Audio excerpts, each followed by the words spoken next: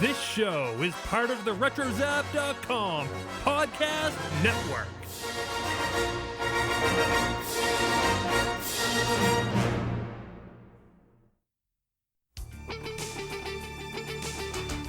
Today's podcast is brought to you by Blistex. Or is it? Who knows? We're just doing this. We want it to be brought to you by Blistex because Chris loves it. It's great stuff, and it's better than chapstick. So, yeah, use Blistex on your lips. Blistex.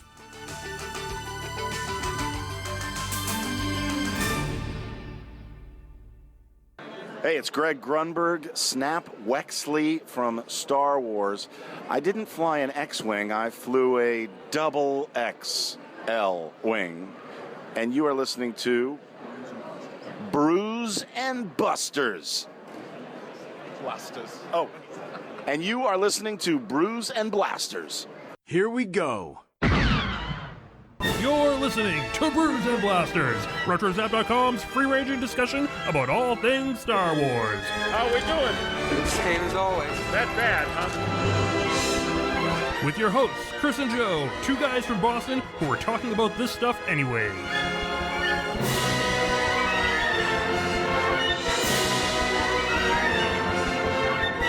Bulky religions and ancient weapons are no match for a good blaster at your side, kid.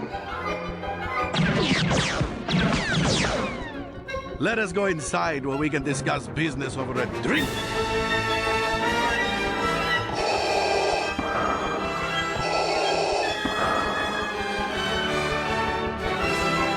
Morning conversation anyway. This place can be a little rough. Not good. I don't like this.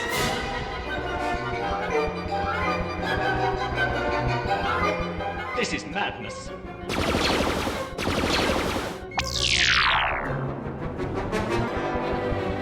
Would you join me for a little refreshment?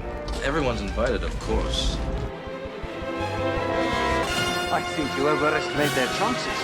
No, not really, no. I'm listening. You will never find a more wretched hive of scum and villainy. We must be cautious. And that's when I decided to shave it off at work. Hey guys, welcome to Brews and Blasters, RetroZap.com's free-ranging discussion about all things Star Wars. My name is Joe. Joining me today, as always, my good buddy Chris Dalton of the Collector Site. Hey guys. Hey. Hey.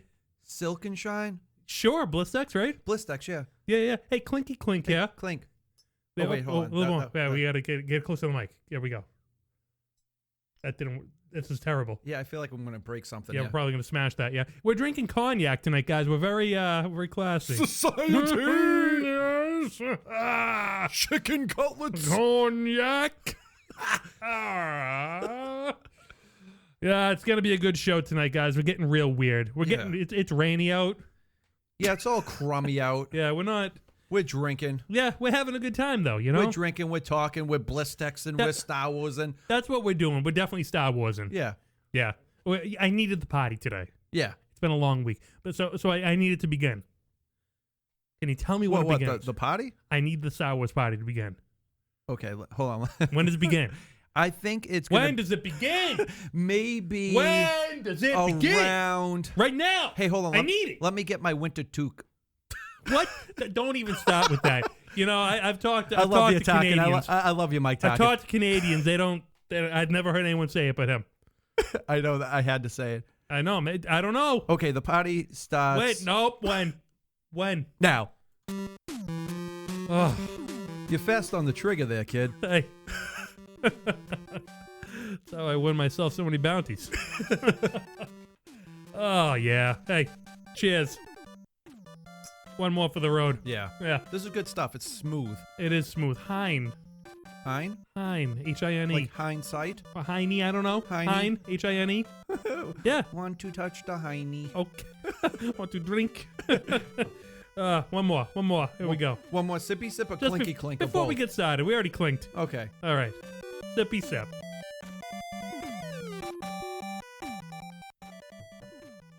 This is one of those nights where we've already had a good show. Yeah. You guys did. didn't hear it. Yeah, it's all downhill from here. Sorry. No, I mean, if this is your first time with Brews and Blasters, we're sorry. You know. And welcome. Yeah, and welcome too. Welcome to Brews and Blasters, and we're sorry. Yeah, we hope you stick around, but we're just telling you in advance, we're sorry. We have a good time, though. I mean, more and more people are definitely checking out the show each month. We're seeing those numbers just rolling up and rolling up. It's a great little mountain we got going. It's really flattering. It's really up exciting and to the right. that people are tuning in to listen to me Statistics. and you. Exchange words. We're in China now, Chris. That's insane. It's We're amazing. In China. Yeah, all our friends in China. I never been there. Yeah, me neither. But our voices have been there. That's like, weird. Yeah. Hey, Star Wars. Is that like time traveling? Kind of. We had that whole thing with the salad spinner and time traveling earlier. Yeah. Well, Yeah. you made a lot of. You did make a lot of sense with this. It did, yeah. I was convinced that days later, after drying lettuce, you would get hit in the face with it walking down the street. Well, I get that salad spinner, you know, the one where you push the button, and I can get that thing up fast. 88 miles per hour. Who knows what happens, right? You go back in time. Well, that's what happened. You go. Yeah. 3 days ago, he hit me in the face with lettuce. I didn't know why. Yeah. See the salad in You my face go walking down. back in time. Oh, I don't even have that cute. What are you doing to me here? I got a whole other thing going No, on. but that's hilarious. Yeah. Well, if I ever need lettuce washed and dried, you're my man. Oh, you got it, man. I can do it. I bet you it's just like Record speed. It won't even be record speed because I'll be doing it even longer. it just sounds like a pod race. It's like, pretty. Yeah. No. It won't be like that. It'll be like. Yeah, it was like one of those, you know. Yeah, Sebulb is like exactly. Yeah, that's how it is with the salad spin. I get that thing going so fast. That's great. Yeah, Tuscan Raiders are shooting at me. Yeah. It's great. Yeah. Just for fun. Aura Singh shows up. Yeah, she just hangs out. She likes salad. Yeah. What's up with her antenna? That's what that is, huh? Yeah, That's but what it's that like was? part of her body. Like I don't get it. Like is it like I like to think of it like a snail. You know how like they have like those eyes and you touch them and they go in? Yeah, sure. If you touch it, does it go in her head? I don't think so because it's like metal. I think we're on to something here. What's up with the antenna on Yeah. Aura Singh's head? What is that? We're never coming back to that character, are we? Like No. Star Wars has never returned to Aura Singh. We're never Well, Clone Wars. Well, Clone but Wars that was did. about it. Yeah, though. yeah. She was hanging out with Boba Fett, Yeah. and that's it. But who knows what happened? Which were great episodes, by the way. Amazing, And amazing arc. She's so dark. Yeah, she don't care about nothing. Yeah. She don't care about nothing. She really doesn't. No, not at all. But who knows? She's cold as ice. She's as cold as us. Yeah, All right, once again, we got way off track. we're talking about Aura Singh. What are you talking about? Oh, Star Wars. Star Wars. There we go. Salad spinners. Yeah. Aura Singh. Pod racing. It's working. It's working. He's still in jail, huh? He might be in jail. I don't know what he's Does doing. anyone know what happened to Jake Lloyd, guys? Jake Lloyd, It's been a while. If you're listening, we're an fans of you. There was an account on Twitter about a year ago that like claiming to be Jake Lloyd, and I felt it wasn't him. I did the research, but I was hoping it was. He wasn't allowed a phone. Yeah, no, he was in jail. Yeah. What's good? We need a Jake Lloyd update. Can someone get to the bottom of this? Bresnikin, what are you doing? Well, honestly, we are being serious. We want to know what's going on with this kid. Well, I'm not joking around. Yeah. I want to know. Like we kind of need to know. Yeah. Like, is he okay? We want to know if he's okay. Just let us know. the day that we found that he got kidnapped, we were recording, and it was a dark day. No, he wasn't happy. He didn't get kidnapped. Did I say kidnapped? Yeah, he was like in a high speed. He was a high-speed chase. Yeah. Sorry, guys, I didn't mean that. I'll tell you though, Yeah, he looked really cool. You know what I mean? He had a shaved head. He had He was living rough. I gotta tell you. Renaissance facial hair going. Yeah, He looked like a pirate with no hair. That's not a good look when you're in a high-speed chase in a mugshot, though. Doesn't show up good on the mugshots. I feel bad for him. I do. No, I do too. I want this kid to have a renaissance. I want him to come back and be like, yeah, I was the best Anakin Skywalker like at 10 years old ever. Yeah, you couldn't have done better. We need him to like clean himself up, come back to convention, say hi to us. I remember everything. Yeah. Guys, I'm not lying. I want him to say like I remember everything. Yeah. You know, I want to hear it all. I'm sure he'll do a 180. You know, I hope so. He'll turn around. I hope so. Wow, we literally have so much to talk about. Like we got Road One like happening in days. which is insane. I haven't parsed it in my head yet. I can't figure this out. Yeah. Like logically, I get it, but I don't get it. You know what I mean? I know it is weird. I know Yeah. exactly what you're saying. Yeah. Because the more I keep thinking about it, I'm like, are we 3 weeks away? I think are we less than 3 weeks We're away? less than 3 weeks away. Yeah, it's crazy. Yeah. I mean, by the time this show releases, we will be 1 week. We'll be less. Wow, that's exciting. We'll be less than 2 weeks away because we got the tickets. We got the tickets now. We got them. You got them locked down. Yeah, and then I was insecure and I had to get them locked down. Yeah, we gotta back up for everyone else though. Yeah, we gotta back up. We gotta start the story off right. Did you get your tickets for Rogue One, guys? Did you get your tickets? We Let hope us know. you did. Yeah, let us know what happened. How was your Sunday evening? Yeah. Or Monday morning, whenever you got them. How was that? How did it go? How was your experience? Yeah. What time you seen it? What day you seen it? Tell us everything. Did you have a drink? Did you have something to eat? What happened? How was that? You definitely ate something. Let us know. Yeah, you definitely. We know you had something that night. It's a long time from dinner to midnight. You were snacking. Yeah. Yeah. We like the snacks.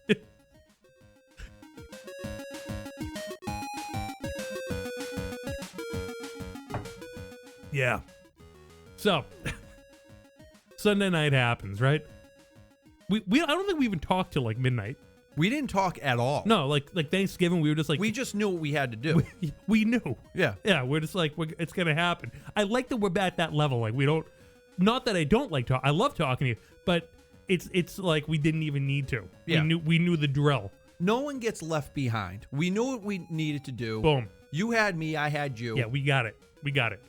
When I panic, you panic, you panic, I panic. That's Everyone it. was panicking, Joe. We were all panicking. So yeah, it comes up. I think at 11:45 we talked to each other for the first time over the weekend.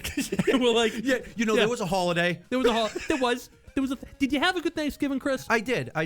Everyone's probably waiting for Did you? You know what's funny? Everyone's probably like, they talk about food every episode. How do they not talk about Thanksgiving? They want to hear the mamma jammas. They want to hear what happened. Yeah, of what we ate. Chris, how was your turkey? The turkey was great. I'm gonna rifle it off. All right, boom. We had turkey. We Boom. had ham. Boom. Sweet potato casserole. We had string bean salad. Boom. We had mashed potatoes. Boom. Gravy. Boom. Stuffing. Boom. Cranberry sauce. Boom. Manigattis. Oh. Yep. Boom. We boom. had carrot cake. Wow. I don't. What pies? Tons of pies. Did you have a pecan pie? There was a pecan. There was a coconut custard. Oh wow, that's also interesting. But Yeah.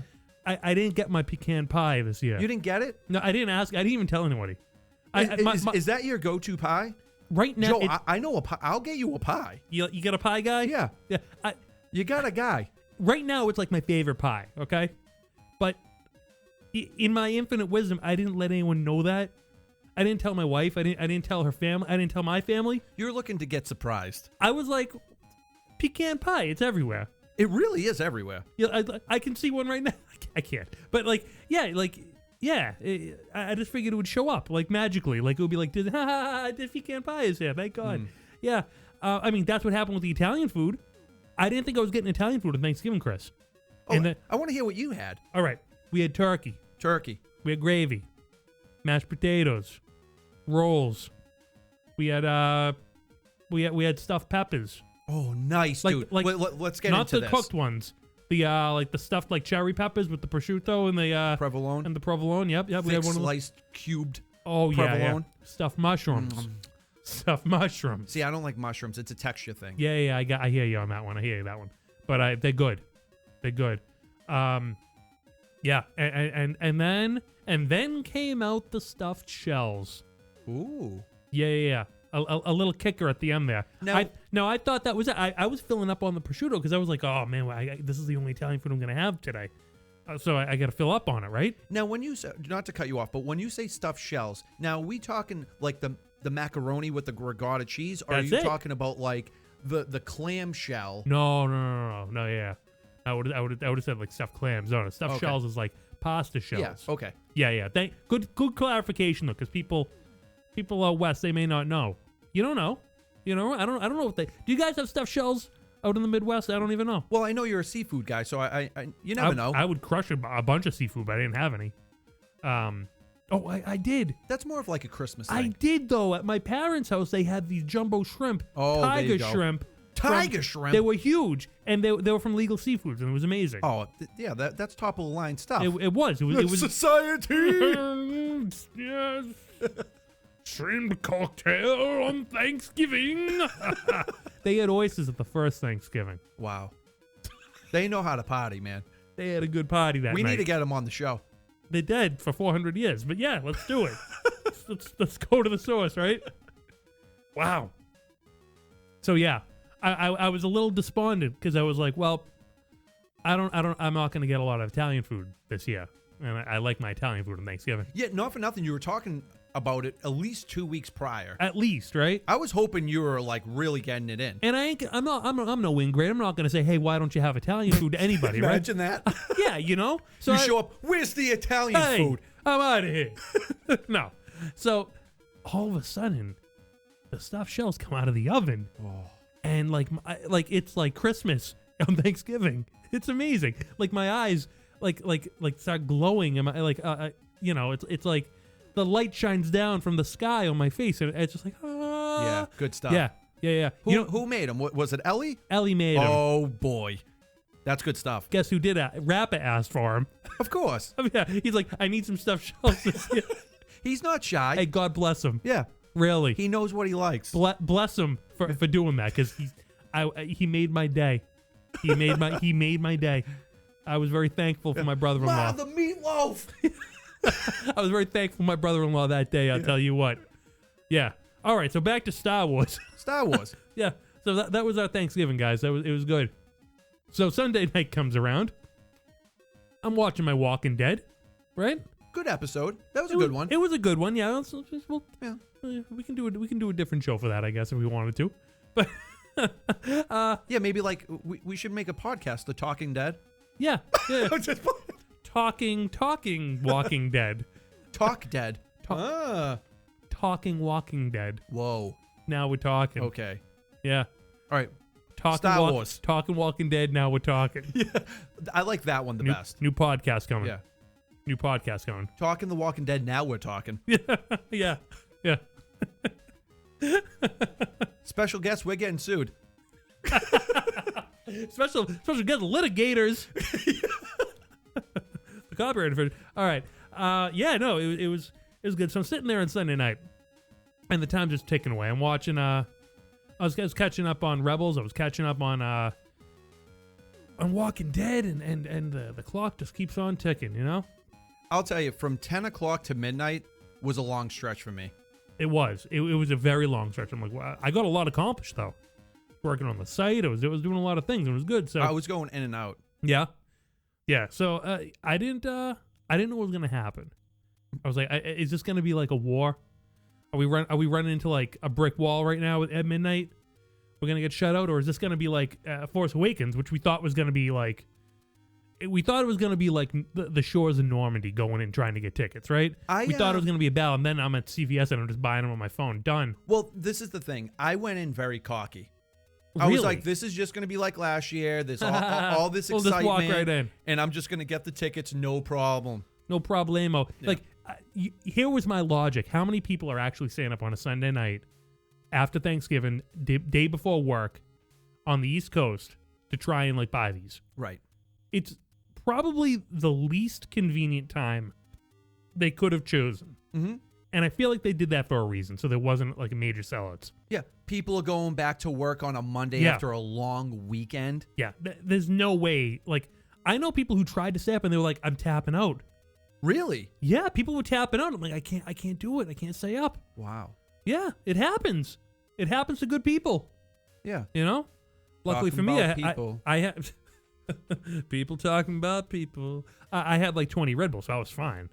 So Red Bull. Yeah, I'm not gonna lie to you. I was fading in and out, but like Alexa was waking me up. I knew, in my mind, I knew I had to get up. It was weird, you know. You were visualizing the success. Well, not so. I was visualizing the time, like the secret. Like even dozing off, I'm like, it might be time. Wake yourself up. I was doing that stuff. You knew that. You had the internal clock going. Yeah. Good. That's Weird good. things were strange things. Stranger things did happen. Yeah, exactly. That's true. It was nice. Nicely done. Yeah, you did that? Yeah. Yes.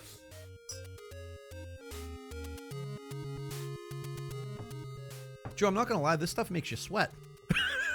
I like it. Didn't make me sweat. If I was drinking this shoveling, I'd be all set. Well, look at you getting a good workout. Yeah. Cognac, making you sweat. Good workout. Yeah. Yeah, I'm going to burning- keep that in mind when I'm outside freezing to death. You know? Burning calories. Hey, use the flask. Hey. Ah. Alexa bought me a great flask a long time Look ago. who's talking, huh? Yeah, nice. I like what you're doing here. Yeah. A lot of movie segues. Yeah, all right. Yeah, Bruce Willis. 3 men and a baby. Yeah. Tom Selleck.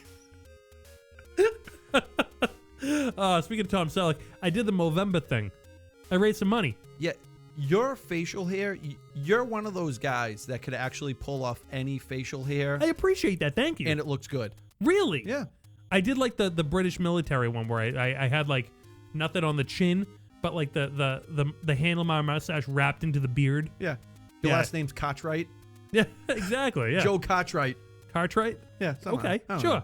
I think that was a guy from like Resistance. I was really obsessed with that game. No kidding, huh? Great game. Yeah, I gotta thank Dennis Keithley and Bill Janowski who came up big in my Movember effort. Yeah. You know, 'cause it's a charity. You know, you grow the beard and you grow the mustache for it's a variety of men's cancers that they do research for. Oh, Like nice. prostate cancer and whatnot. So yeah, no, I got to give a big shout out to those guys. They came up big. That's great. That's So it very was awesome, important. and I appreciate that. Big hearts. Big hearts, great guys. So thank you so much. Super and dudes. everyone else who did as well. I mean, I gotta call them out. So that was awesome. Yeah, no, it was a good time. So I had the I had the mustache going. It was crazy. It was nuts. If you guys are familiar with Motorhead, that's exactly what he looked like. I looked like Lemmy. Yeah. Yeah, maybe I'll share a picture. Maybe I won't. Who knows? You'll find out. Keep that picture. That's a good picture. Yeah, it's a good I one. will. Thank you. Good one. I'll try. Hey, what were we talking about?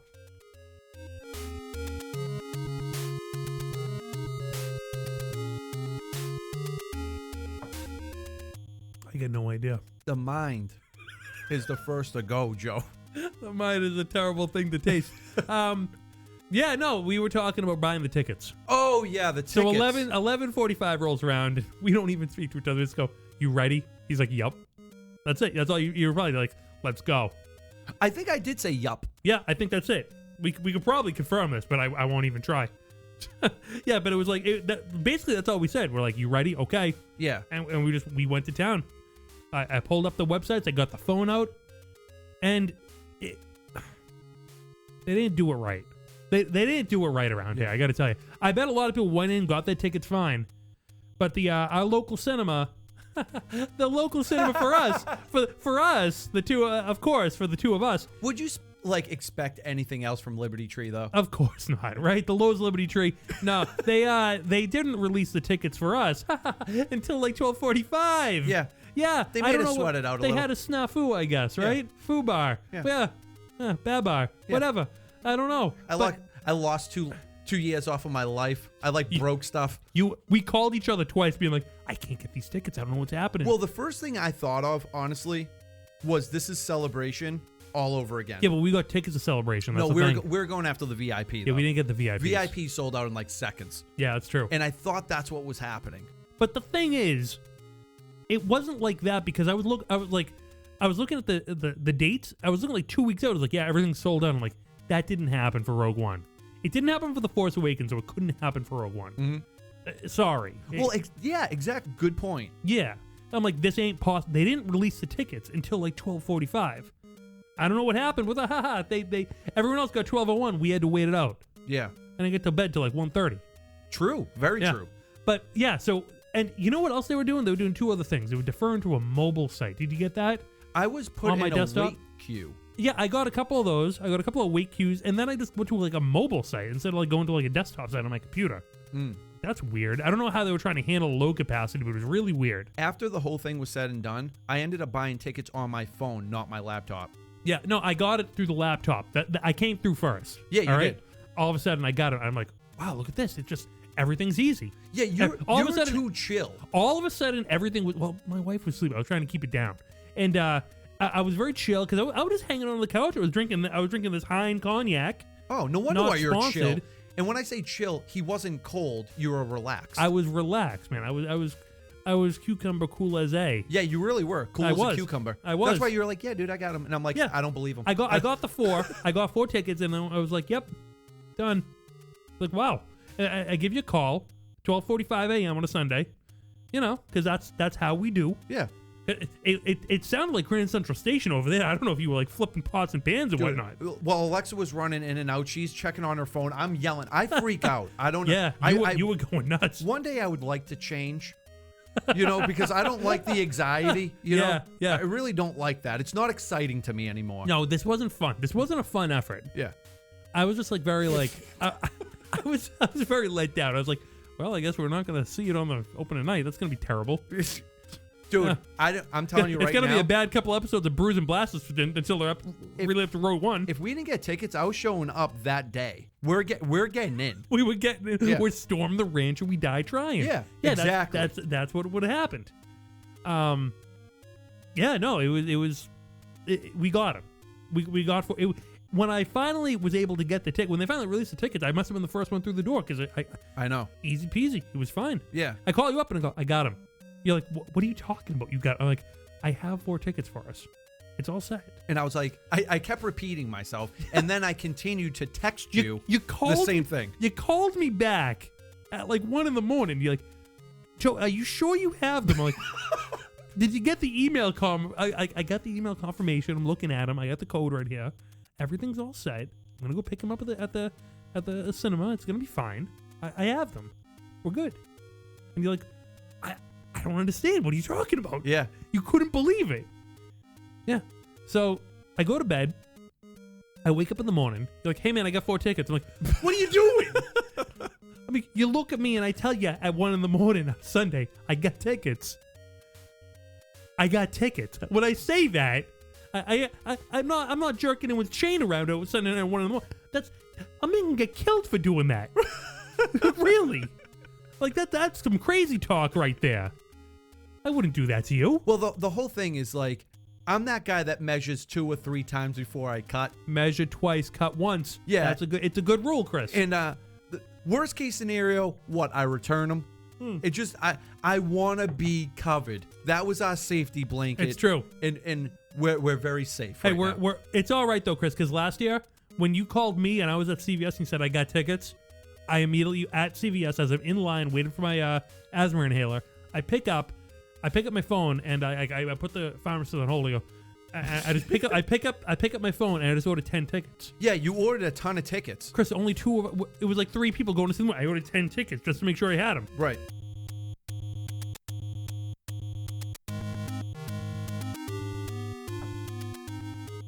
Yeah, so it's okay. I understand where you're coming from because I did the exact same thing a year ago. Yeah.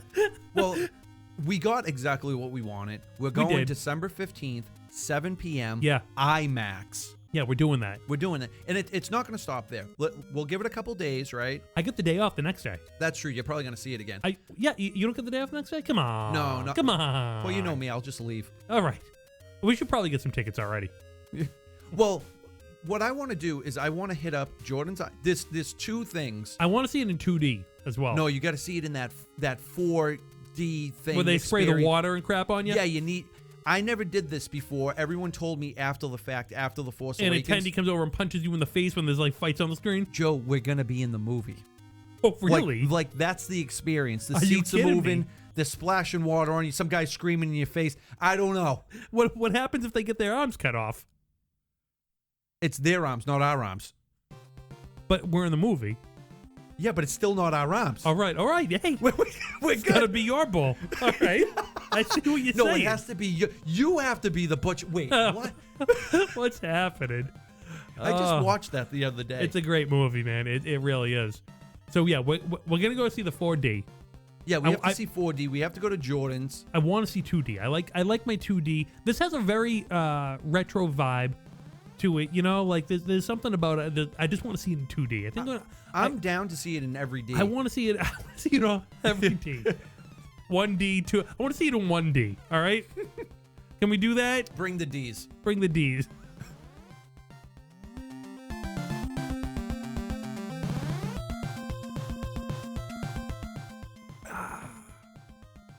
Yeah. Yeah. So This is good. this is good. We're flowing. It's getting. Are we? It's getting better. Oh man. So we want to know how your Sunday night Rogue One buying experience was. Yeah, were you freaking out? Did you get tickets? Did you get shut out? What happened? We want to know. Yeah, who's going opening day? Brews and Blasters at retrozap.com. That's what we want to know. Let us know. Probably a good time to roll into some emails, right? Emails. Let's do some emails, huh? Yes. Well, that calls for a change up here. A little change up. We can do this.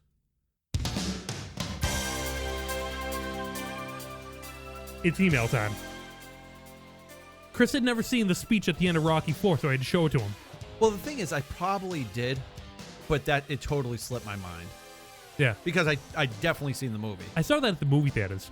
Wow, I didn't see it at the movie theaters. All right, so that's one of those movies I feel fortunate to have seen at the movie theaters. Oh, absolutely, man. There's a couple back from the early 80s. I feel really... I saw Ghostbusters at the movie theaters. Yeah. You know what I really hope? You know how they play like really old movies, like real old movies that like our grandparents like? Yeah.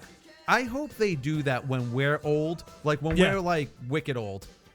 I don't know what people consider wicked old, so I'm not going to say a number. Sure. But it would be cool if it's just like, Joe, let's go get some coffee and watch Rocky IV. Oh, I'll take that, yes. I don't know how to do an old man voice. I just go to high society. Yeah, I noticed. I want to be distinguished when I'm older. Well, just wear top. That's when you can actually wear whatever you want, say whatever you want, and get away with it. But like whatever, like old people wear like the old timey stuff because that's what was stylish at the time. Yeah, you wore an onion on the belt because it was stylish at the time. I'm just looking forward to wearing my pants above my belly button. When we're old, we're all gonna wear like Jinko jeans. You know, like everything that was like popular when we were like kids. Yeah, like I'll just show up with an Adidas swooshy suit. Yeah, like that's what we're gonna wear when we're older because that's what was popular at the time. Yeah, you're like Chris, be quiet. Yeah, exactly. My Jinko jeans are so baggy, I can't. Yeah, you're wearing shoes today, You're Joey. 78. Star Wars. Wow, where are we going? Yeah, Joe, let's watch Star Wars 37. Hey, we got to talk about that later. We have some things to talk about. Yeah. All right.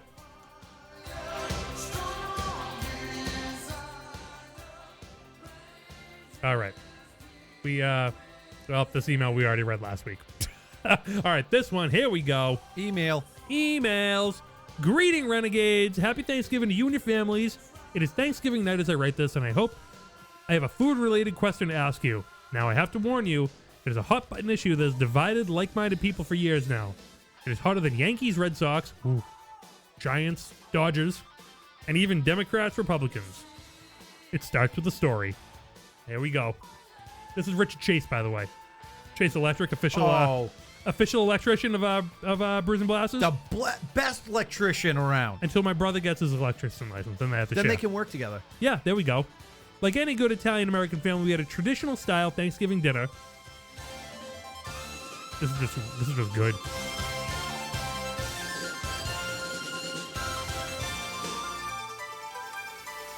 Well, you can never talk over a solo like that, you know? That was just good. All right. They had a big lasagna on the side of Thanksgiving dinner. Nice, beautiful. My mother-in-law served herself a piece of lasagna and then asked me for the following. Richard, can you pass me the gravy? You can probably tell where this is going already. Naturally, I reach for the gravy boat full of brown turkey gravy. Okay. What's this kid doing? He must not be Italian. Well, I was going to say, Joe, like, I never had this conversation with you. And all right, we'll finish the email. But I think you know where we're going. We're vibing right now. Yeah. She looked at me puzzled, calls me a wise guy, and told me to pass her the gravy. I like this lady. Yeah, that's when the debate ensued. So I have to ask you my divisive question now. What do you call that red tomato-based stuff that you pour over your pasta? Your pal Rich, the official electrician of RetroZap, P.S. Star Wars.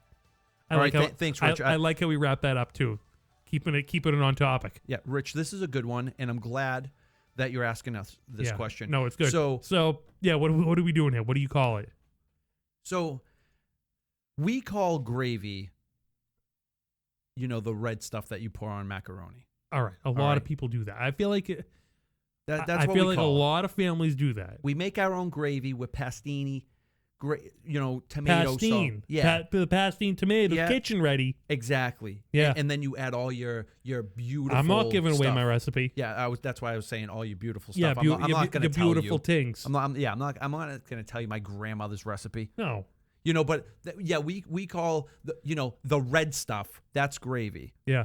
But Sure. also, if you tell me to pass the gravy on Thanksgiving, I'm gravy could mean chicken gravy too. Yeah, it's true. I guess I don't call anything sauce.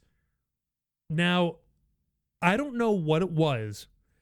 Maybe it was like from my dad, like working like in a restaurant when he was a kid and learning how to cook like at a restaurant. He did call the red stuff sauce. Well, if you're in a commercial atmosphere, Yeah. it's considered sauce, I believe. Yeah. So I do think like that's why like my family called it like that. This is pretty serious music. It is. That's why I was like, I need a drink in my hand. I don't know if I can do this. This is way too serious. Is this from Cobra? I don't even know. It wasn't like Cobra, like the movie? Yeah. I don't know. I don't think so. Yeah, wasn't there a movie called Cobra? And was Sylvester Stallone in that? Yeah. It was like an arm wrestling movie. No, it was over the top. Yeah, he was just wearing all black. Remember the movie Every Which Way But Loose, but with Clint Eastwood and the monkey? No. There was the movie in the 80s called Every Which Way But Loose, and it starred Clint Eastwood and a monkey. So that was a tight movie. Millennials, I ain't kidding. This was a huge movie. Huge. So wait, Joe. So the stuff you put on macaroni, do you call it gravy or sauce? Me, myself, I'm fine with either. I grew up with the sauce because my dad grew up, cooking in restaurants. Yeah. And I'm talking like child labor here. I ain't talking like, Yeah. He was like 20. Like no. He started working and like cooking at like 11. Yeah. He worked at Sunny and I Ditsy's, on Malden Street. Oh, nice. Yeah. Oh yeah. Now Domino's. Right. Yeah. No. That's See, well, this is the whole thing, right? Everyone's entitled to their own opinion. I would never get in an argument about this. It's just that my grandmother called it gravy. My mother calls it gravy. I call it gravy, and now Alexa calls it gravy. It makes That's what sense. we do. That's what you do. Now here's the poster for Every Which Way But Loose. There's Clint Eastwood and there's an orangutan that loves him. There you go. Or the chimpanzee. I don't even know. That's a great image.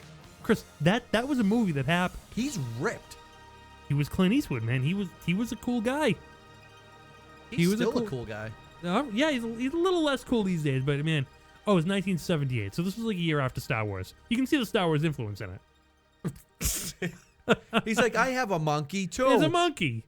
Why wouldn't there Yeah, be? there's not a monkey in that movie. It's a Wookiee. Nice one, Clint. There you go.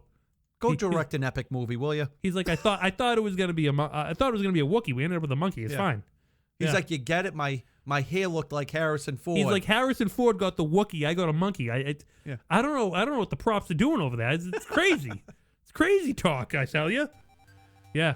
So, yeah, the gravy thing is, I get it. Yeah.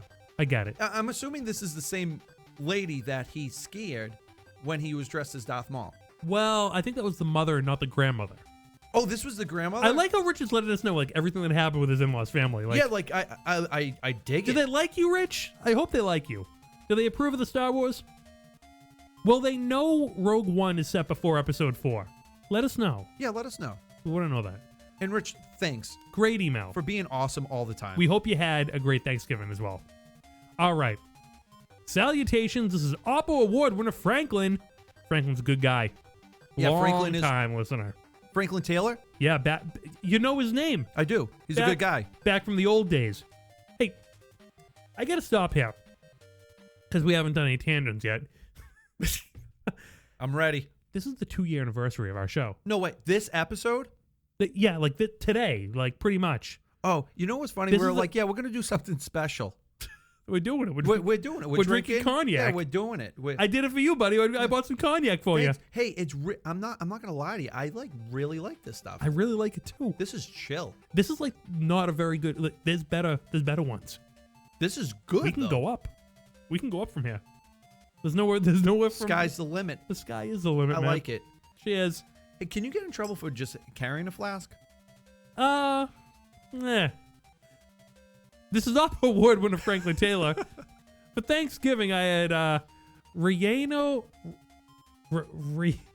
Negro black turkey stew. Okay, it sounds like a Spanish word. I'm not really good at. Well, is it like the dock meat? You love the dock meat. Yeah, but he made a black turkey stew. I don't know, tamales and panuchos. It sounds hot. All right, cool. Is it hot? I don't know. I don't know what panuchos are. It was my first time having Relleno Negro, and holy snokes, was it good.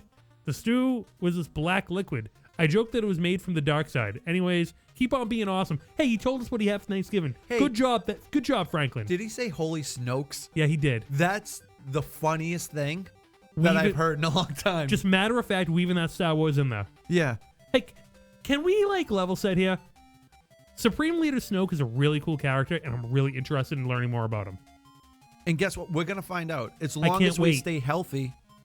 All we have to do is just stay healthy. So cheers. We might have to put ourselves in a bubble again. Chris, I've been yeah, like bubble time probably starts after Rogue One. Yeah, you can't leave the house for a year.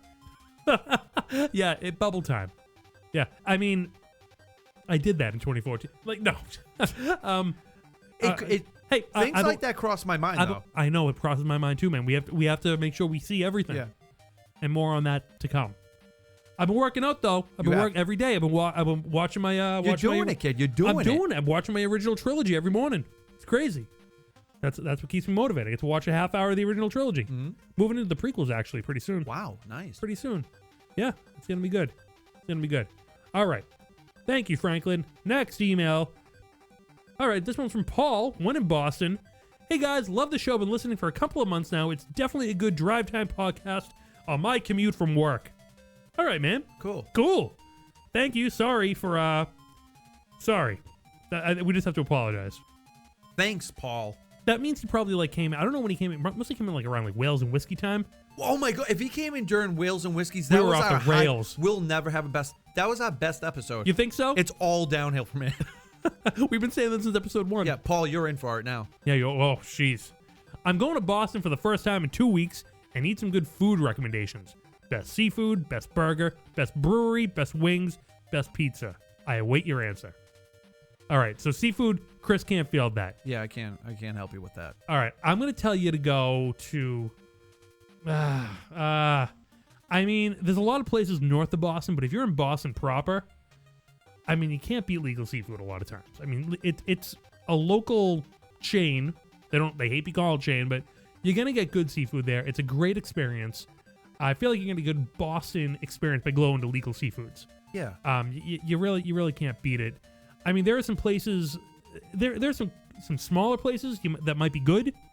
I mean, if you want the best food in Boston, I say go to the North End. Get some Italian seafood.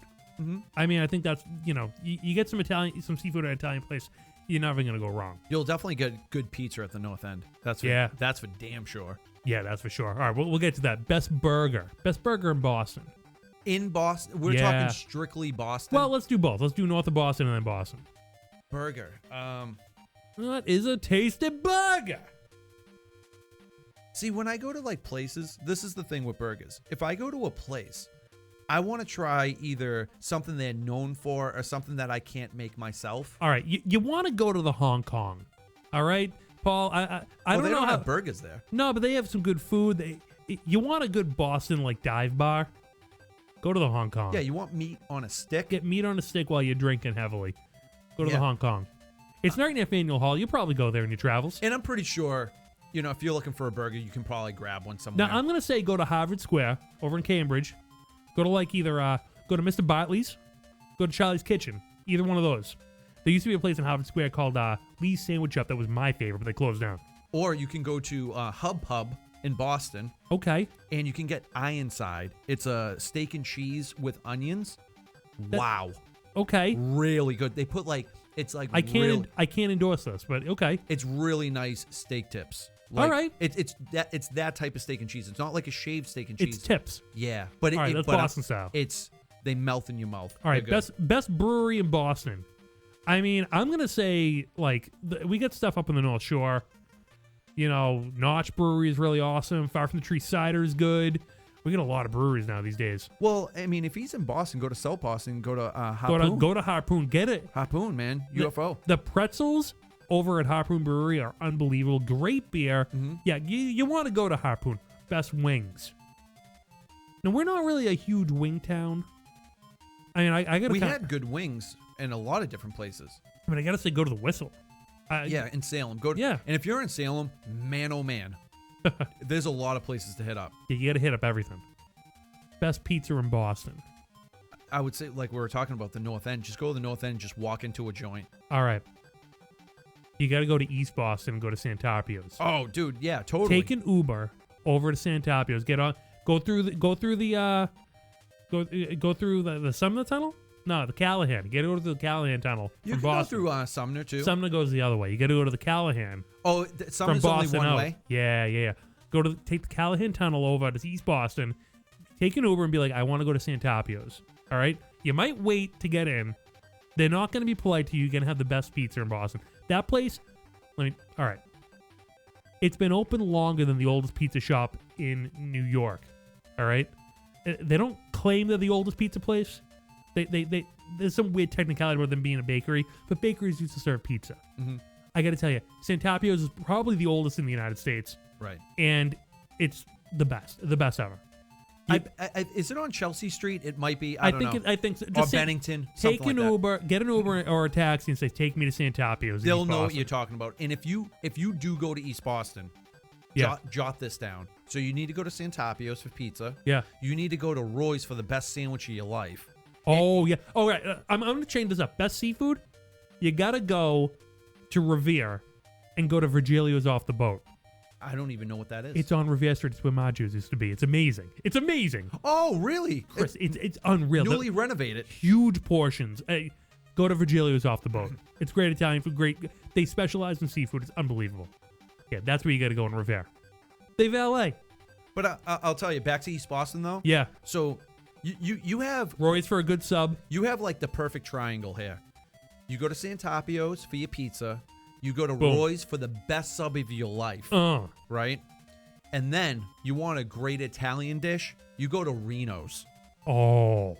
So you get the perfect triangle. Reno's is unreal. I forgot about Reno's. And I'm telling you got to get there early because the line is out the door. Yeah, we hope you're not doing anything else on this trip. Yeah.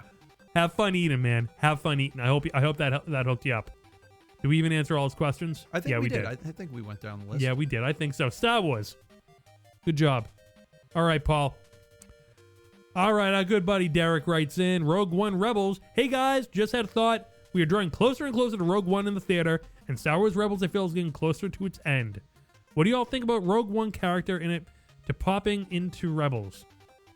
What, I guess he's saying, what do you think about a Rogue One character being, like, injected into Rebels? I'm really happy he asked this question because it's something that I've been really looking forward to. You think so? I don't know if we're going to get a character, but I could have sworn that I saw a picture recently of Hera looking at, like, it looked like blueprints of a TIE Striker.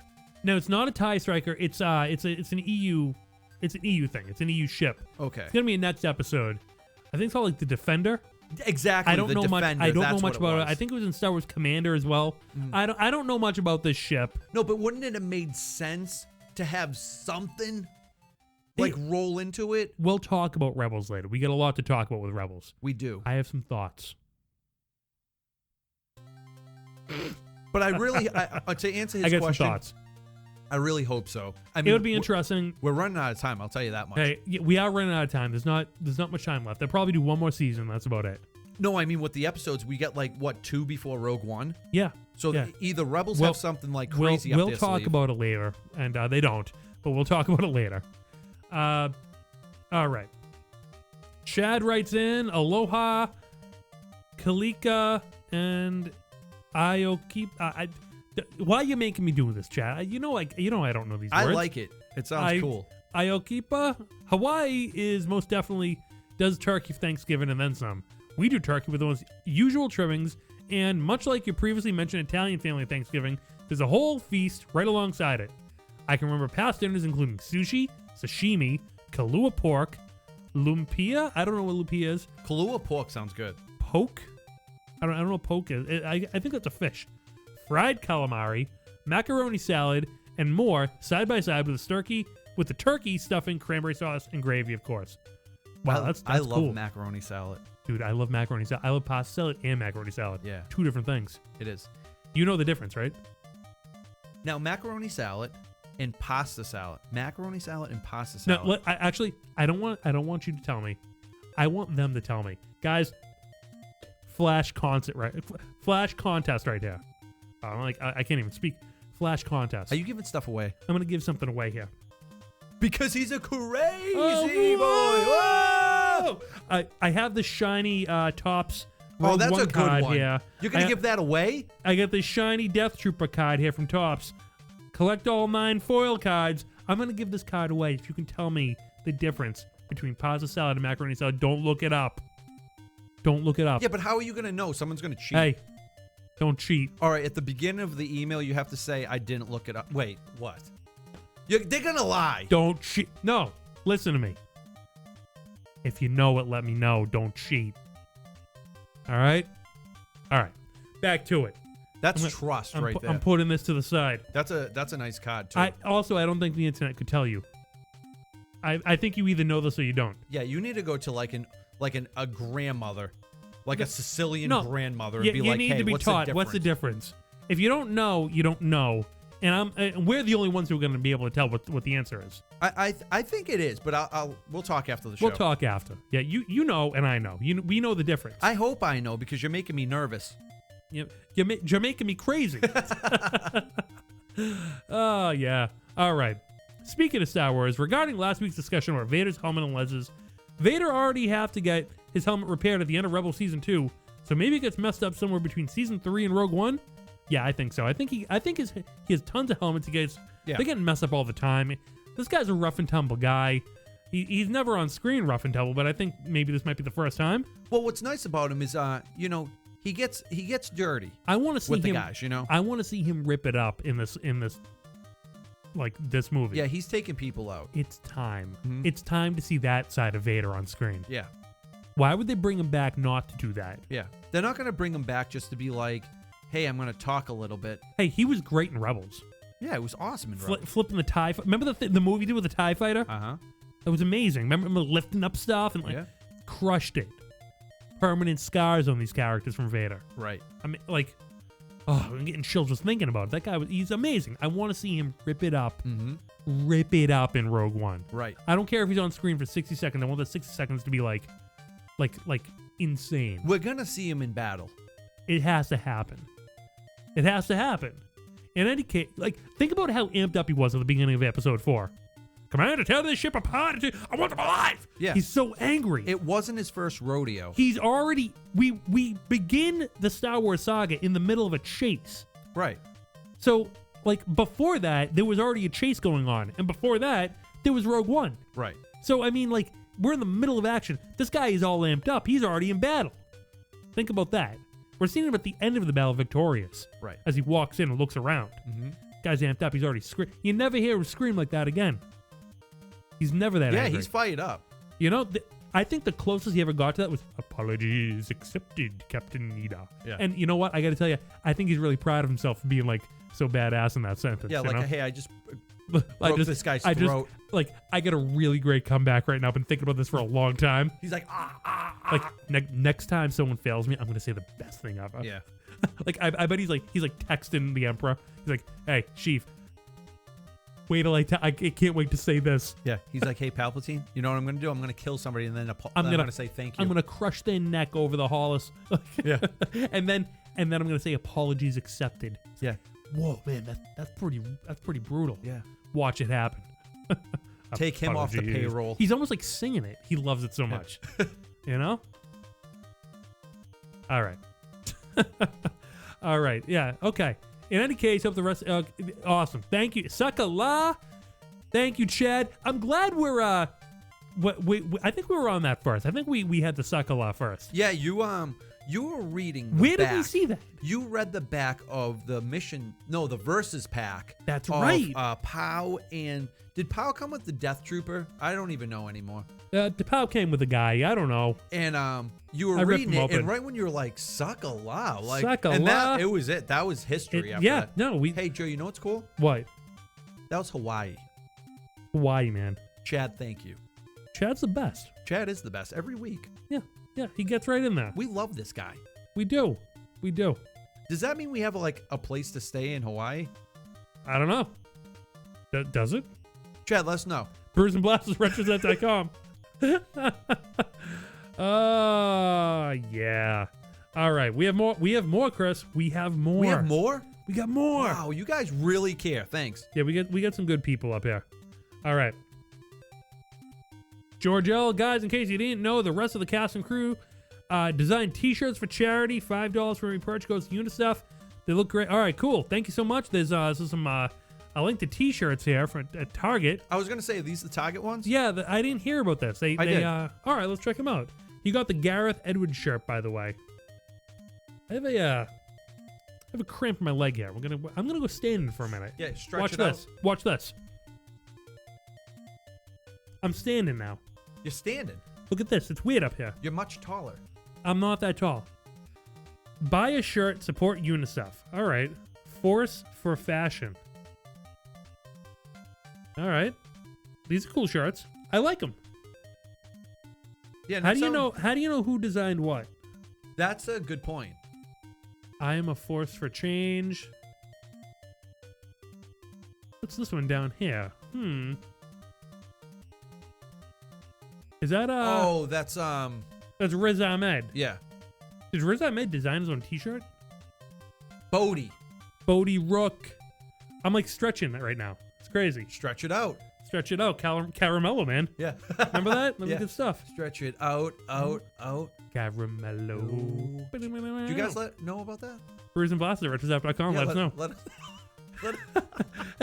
Should we just do a food show? Yeah, should we just like ditch the Star Wars thing? No, never. Okay. Hey, Star Wars got to eat, you know? Hey, we all gotta eat. All right, yeah. Oh, so they tell you. All right, men's Star Wars fashion. Go rogue. This one's Gareth Edwards, right here. Hey, this is a good shirt. So what's that? A Jyn Erso on there? Looks like Jyn.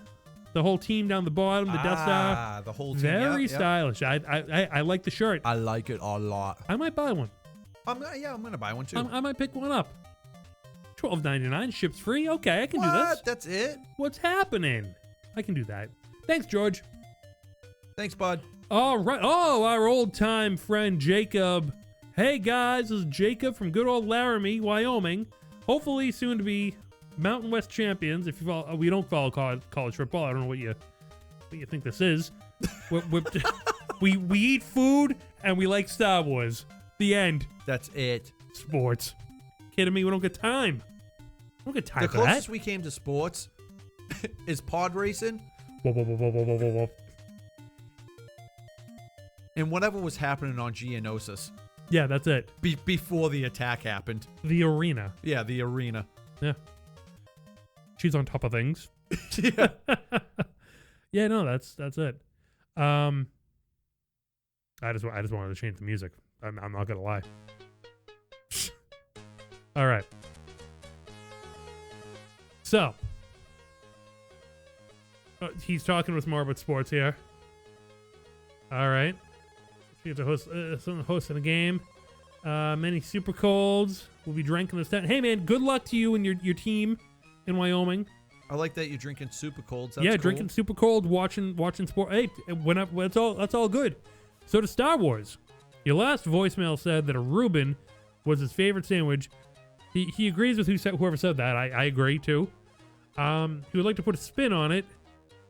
People write in more about food. I was gonna say these are all food. Guys, we also want Star Wars questions. Should we start, going after the Food Network? Like, I don't understand. What are we doing here? Like, guys, we also want Star Wars questions. We want the food and the. You gotta do both. Do both. It's good too. You know, they're gonna kick us off like all the Star Wars stuff. We gotta make sure we also get some Star Wars in there. We're hanging by a thread.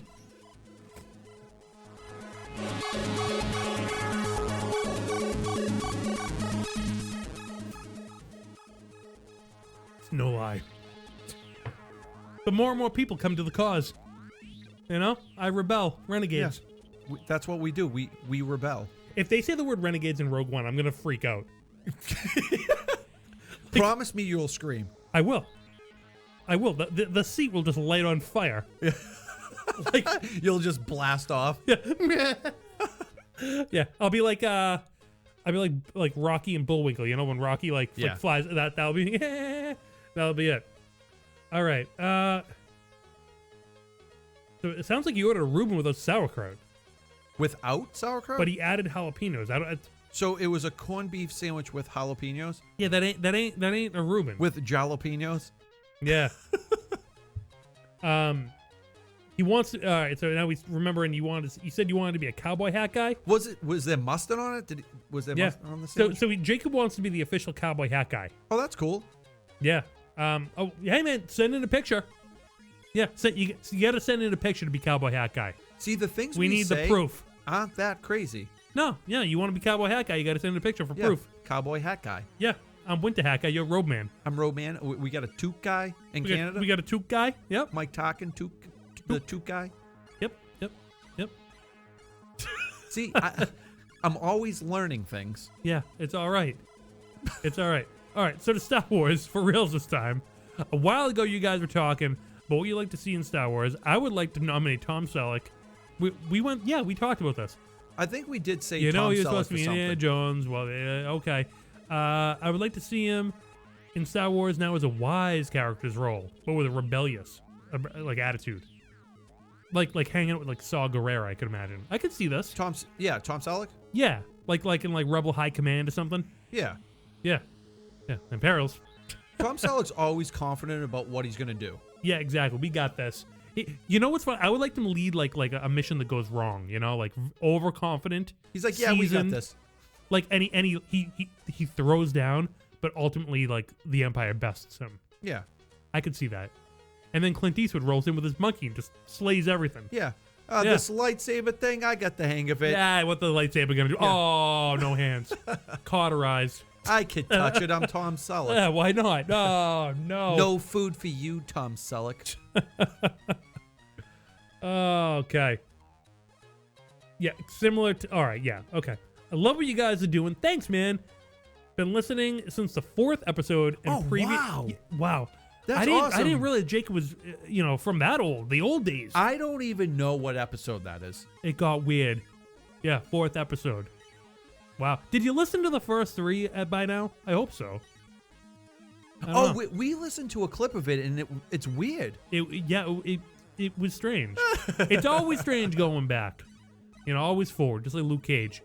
You been watching that? It's a good show. I haven't watched it yet. It's good. You guys are always my first listen when your podcast drops. Dude, okay. Jacob's the best. That's beyond awesome right there.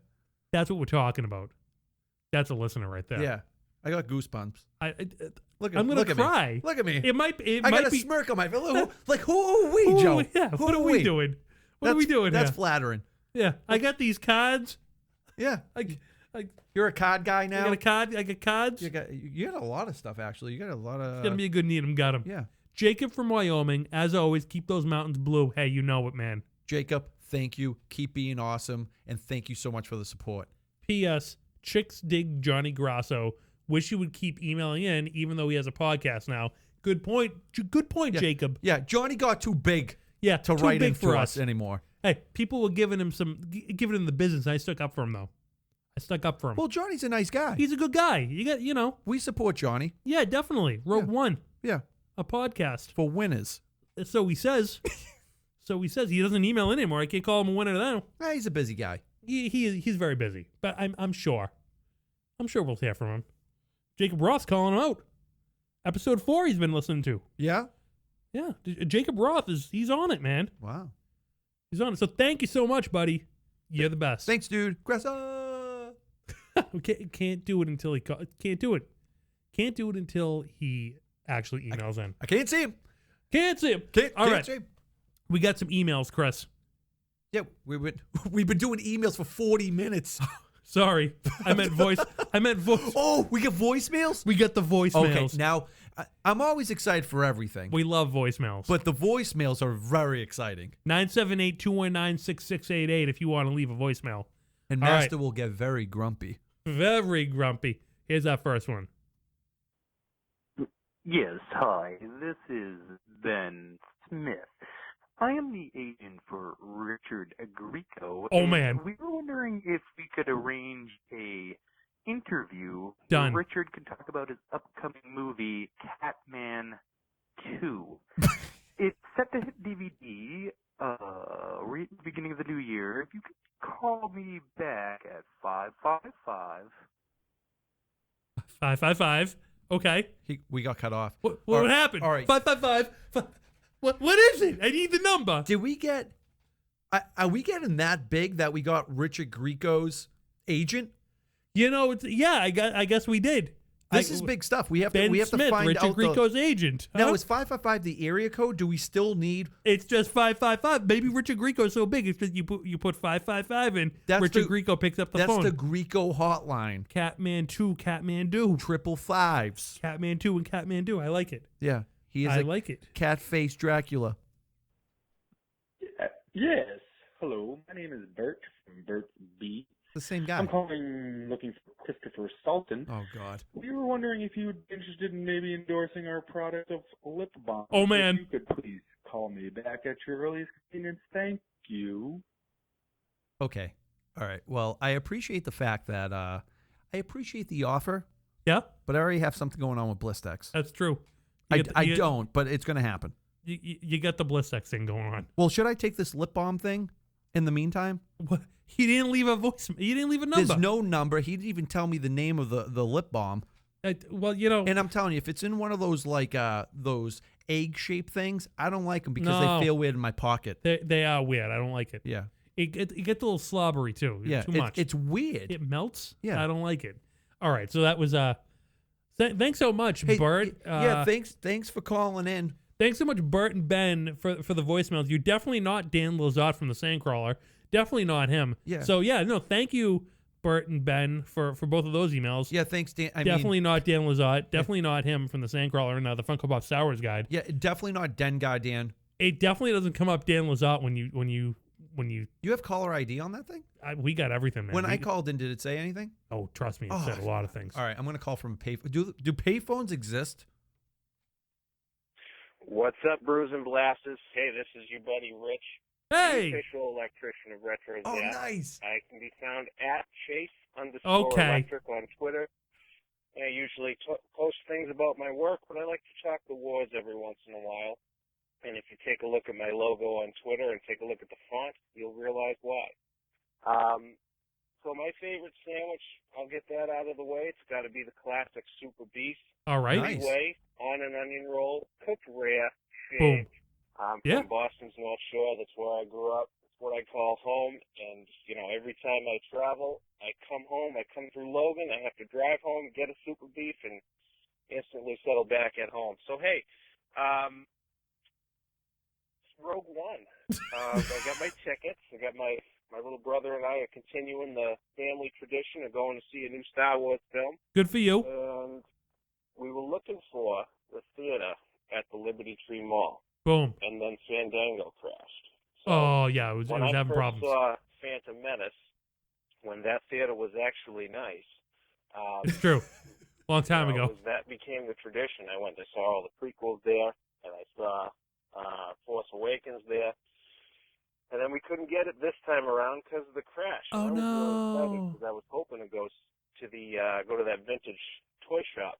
Oh, yeah, they got a good one. Yeah, Liberty Tree. Mall and see if I can grab Shop my of Treasures. Street Little Shop of Treasures, yeah. That hasn't happened yet. Probably won't happen. Well, we got great seats at the Methuen Theater for the 7:15 show. Methuen's a good theater. 15th, and we're right in the center, assigned seating. Look at you. There. I love that theater. We don't get that. I'm pumped. I'm just wondering where you guys are going to be. Was there going to be a Star Wars party on Rogue One night? All right, look forward to hearing it. Talk to you guys. Well, man, there's going to be there's a Star Wars party on Rogue the whole day. I got the day off. I took the whole day. And the next day you took off. I took it's a Star Wars party. You got to do it every year now. Every year I'm taking those days off. That's it. Well, first I want to say that that's a great voicemail, and I love the fact that he started off with a 3-way beef shaved. Yeah, that's how you do on it. an onion roll. That's how you he do it. knows how to eat this. He didn't tell us where he gets it from, though. No. I want to know. But he knows what he's doing. All right, Rich. Thank you so much for that email. Rich, you're a good dude. You know what to eat. You got the plug-in, too. Yeah, you got the plug-in. Chase_electric. And see, he must have did what we did. Because Liberty Tree crashed, right? But then we waited, and then we got tickets. So long story short, we are seeing it at Liberty Tree. He might have called in a night after, or he might not have been able to get in. Right. Who knows? But that's where we'll be. And yeah, thanks for calling in. That was awesome. Yeah, definitely. And I don't think there's going to be a party. I think we're going to meet up at Kelly's. We're going to crush food. That's where the party is. Wherever we are, we're going to crush some food. Yeah, and then we're going to talk. Well, hopefully we talk to some interesting people in line. Yeah, we're going to go. I say we go live. We do like a Facebook Live thing or a Periscope. I don't know. We're going to get weird. Yeah, we'll get weird. We're going to get weird, guys. It's Rogue One Day. We should all be partying. Yeah. We should be. Break out the cognac. It is a celebration. It should be a celebration. It's Star Wars. We should be. Yeah.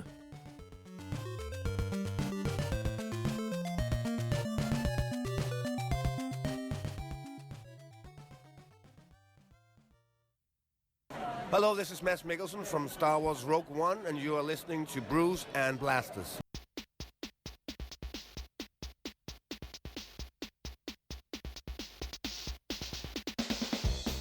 Hey, Chris. Yo. We talked about Blistex. Blistex, okay. You ever hear about it? I have. They're from the United Kingdom. It's on my lips right now. Yes. Foggy London town. I like that. Yes. That's where it's from. Yeah. You get the Blistex Yeah, for the lip balm. Wear like a long sleeve. Are they better than chapstick? Absolutely. You know they are. Only Silk and Shine. That's it. Silk and Shine's the way to go, right? Silk and Shine Blistex. Star Wars fans, your lips get dry. Yeah. Salivating at all the toys. Yeah. All the movies. You're talking about toys. You're talking about movies. Your lips are getting dry. Crazy. Episode 9. What's happening afterwards? Right. Yeah. You know, it goes everywhere. You need to make sure your lips don't get cracked. Right? So Absolutely. You use the Blistex. I was going to say, when your lips get dry, what's on them? Blistex is on them. That's what happens. I tried chapstick once. My face nearly fell off. Exactly. You don't want the chapstick. No. You guys are high society. You want Blistex. Yes. Blistex. Silk and Shine. Silk and Shine. And that's it. We're not endorsed by Blistex at all. We're not. We're getting no money for this. We're getting nothing for this. We don't even get a free stick. No. But you know what? Maybe we can change that. Yeah. Blistex. For all your Blistex needs.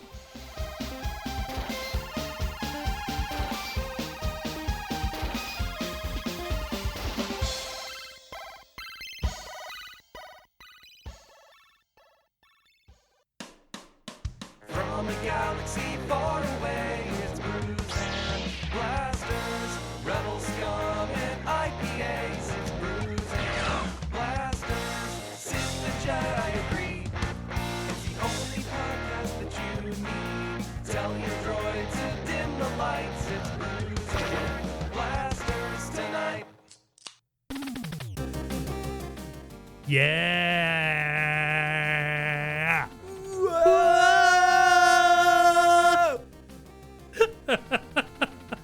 Oh, it's fun to do. It's fun. It's fun.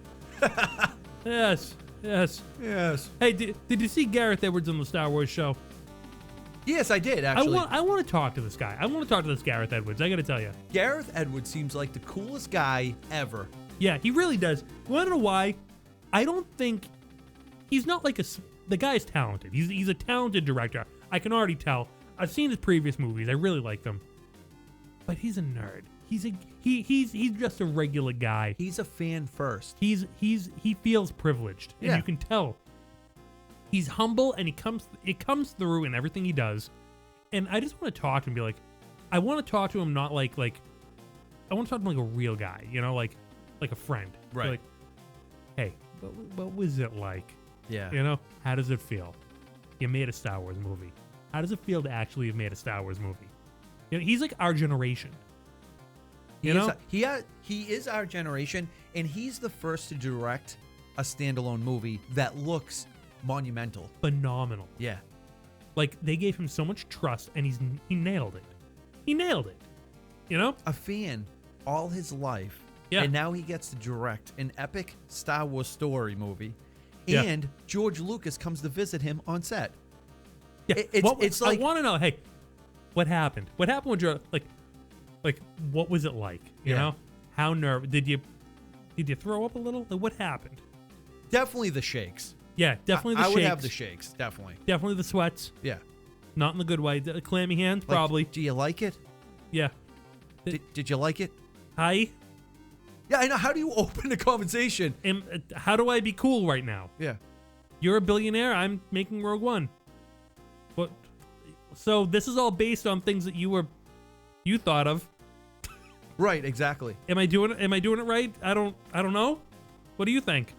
Oh wait. Can I not ask you that? Are you just hanging out today? What do you talk to this guy about? Do you just play cool and be like, hey, you watch the Red Sox? Yeah. What do you think of bowling? How do you break the ice? Can you be on the set of the Yavin 4 set and be like, yeah, forget about all this pizza, right? Like, what do you do with George Lucas when he's in your face and you direct in like a Star Wars movie? Yeah. Where do you buy a nice shirt? Yeah, like what do you do? What do you like for the plaid? Yeah. Yeah, red and black or like more of the gray? Blues. Do you ever do a paisley? I do paisley. Like what do you say to this guy? Like I don't know. Yeah. I don't know what to do. Have you tried surfing? I feel like it could go a lot of different directions. Has George Lucas ever surfed? That's a really good question, Chris. He's already like the coolest guy. That's a really good, because he grew up in California. He was really cool. He raced cars. I bet I don't know. Like you look at him and he was really thin back then. He could have surfed when he was a young kid. Yeah. I don't know, man. I really don't. You knew he knew surfers. He had to. Totally. UC Berkeley? Definitely. But, yeah, and I don't know, man. I want to talk to Gareth Edwards. I want to hear more from him. I like this guy. I like this guy a lot. Me too. And I hope he's accessible in the future. Well, he seems very excited. He's doing the Star Wars show. Well, this is what I was going to say. The lucky people that attended Star Wars Celebration Europe, yeah, he was signing a bunch of like Rogue One prints. He's like, hello. No, but it was he's like, it was I'm a here. short period of time. I think it was like he's a pleasant guy. An hour or two, and people had pictures with him. If you asked, like, hey, can I take a picture with you? Sure. I mean, I remember him when he was doing Monsters, like 6-7 years ago. Like, good movie, but he was very much an indie guy, an indie filmmaker before Rogue One. Now he's like, AAA. Well, I'll be completely honest. The first time I heard his name was for Godzilla. Mm-hmm. And then when he got, the job to direct Rogue One, and I was like, well, Godzilla was awesome. Mm-hmm. And then I looked a little bit further into him, and then I think it was for his 30th birthday. Uh-huh. He went to go visit the Luke's homestead there. Well. And it was at that moment that I was like, wow, this guy is one of us. Yeah. And I know something beautiful is going to happen here. Yeah, exactly. Mm-hmm. Beautiful. Uh-huh. How classy of you. Yeah, no, I'm not even just saying that to be like, oh, I'm kissing butt over here. No. Gareth Edwards seems like an awesome dude, and we would like to meet him someday. I want to talk to him. Oh, and we have questions for him. Yeah, and what I was saying about the Star Wars Celebration Europe is if he was over there meeting the fans, he dressed up like a stormtrooper, right? Waiting in the line for the Q&A. I think he's going to be accessible for a long time. I don't think he's going to be one of these guys you can't touch. Well, I hope he shows up. I hope he's signing autographs. I hope he's doing a panel. Like you said, I want to meet him. I want to talk to him. I want to interview him. I just want to talk to him and be like, I want to ask him the things no one else will ask him. Yeah. Kurt Russell in Big Trouble in Little China. I want to do, yeah. See the things no one man can see. What was the deal with that beast monster in that movie? What about him? At the very end, he's in the back of the Mack truck and he's like, nah. Yeah, because that's like the next adventure. It never happened. No, it was like they never intended another one to happen, but it was like the adventure is in your head. It's like Jack Burton always has another adventure. Yeah. He's moving from one to the other. He's a terrible shot. But he's a great guy. He could have been a stormtrooper. Yeah, he's a great guy though. He is. Everything works out. Yeah. Yeah. Love that movie. And love that movie. It seems that he tucks his jeans into his boots. He did that. That was a thing back then. Yeah, and he tucked his tank top into his jeans. It looked good for him. But that was an 80s thing. That's what you did. It looked good. I don't know any other way to do it. Yeah. If that was me in that movie, I would do the same thing. Right. You don't want to be sloppy down there. Right. You know? Fighting like gods and things. Right. Monsters, eyeball things. Blah. Yeah, there was all kinds of weird things All weird things happening there. You want to make sure you're up to snuff. Yeah. Totally.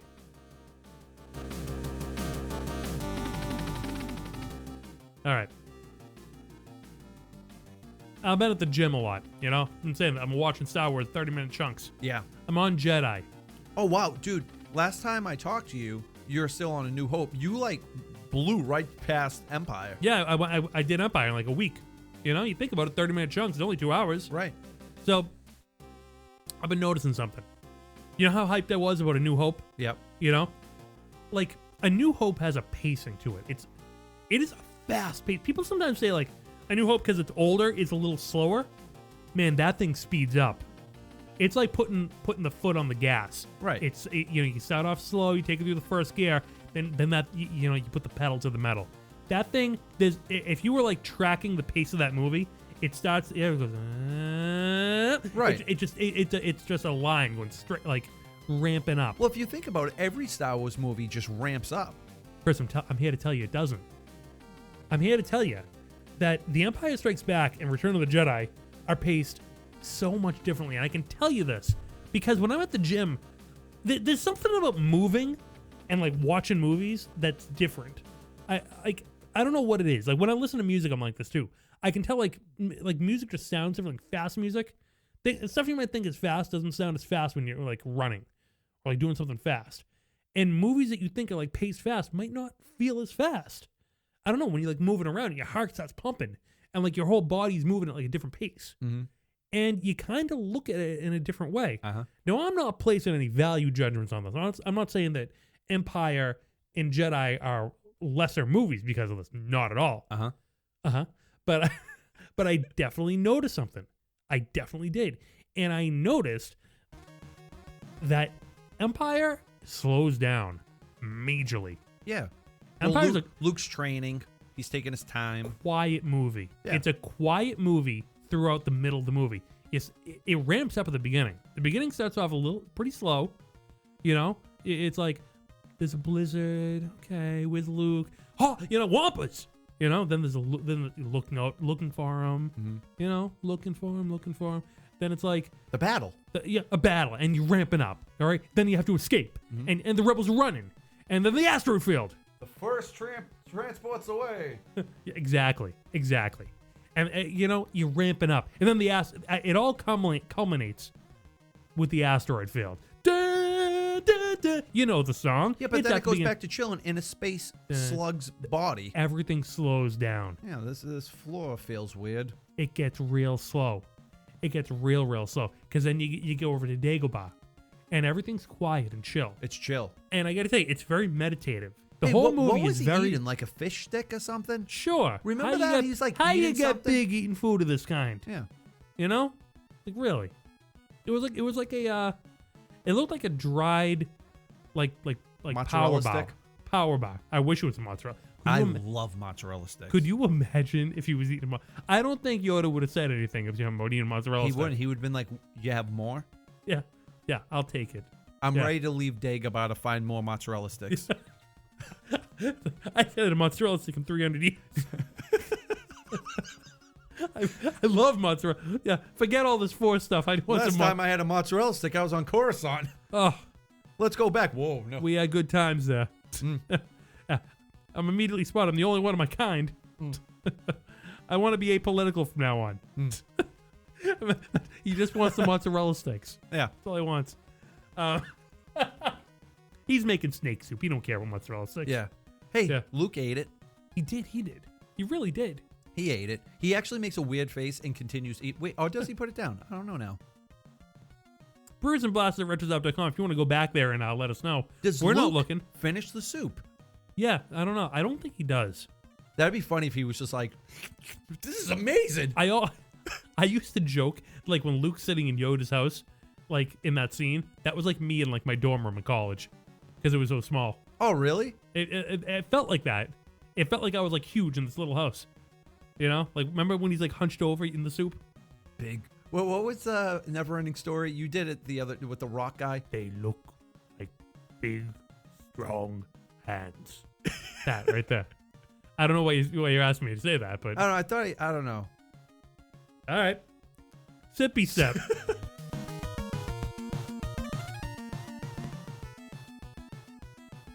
All right, so Jedi slows down a lot too. Jedi actually is a pretty slow movie. Pretty slow for the pacing, I got to tell you. Well, after the sail barge explodes, everything is a ramp. It's a very slow ramp. Yeah, up it's to the chill sail barge for like at least 30 or 40 minutes, right?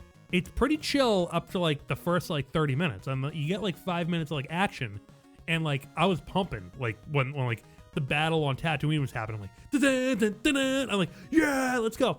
But it totally slows down again. And I'm not saying this is bad. I'm saying that there's so much more weight into the middle of these movies. Very much more meditative, very quiet movies. They're quiet, and then they ramp up again. Everything's going up and down. A New Hope is just like a straight ramp. It's quiet. It goes up, and like it's crazy. Right. Right up until the Death Star explodes, and then you have this like amazing celebration right at the end. There's no other movie like it. This whole experience has really shown me how much A New Hope is just reawakened how amazing that movie is in my eyes. And I'm really excited to like watch these again and really think about like that pacing and like I'm not saying that Empire and Jedi are diminished in any way. I'm just saying they're much different because they're about thoughts and they're about ideas, and you are learning so much about the Force, and you're learning so much about what it means to be a Jedi and the Skywalker history. So there's a lot to go into. A New Hope is just all about Luke's journey to destroy that Death Star. Yeah, farm boy to a hero. Yeah. Also, there is no lightsaber duel in Empire Strikes Back. I'm just gonna say it right now. I'm not gonna explain it. I'm just gonna say it. I'm gonna let you guys think about that. The Empire Strikes Back didn't have a lightsaber duel.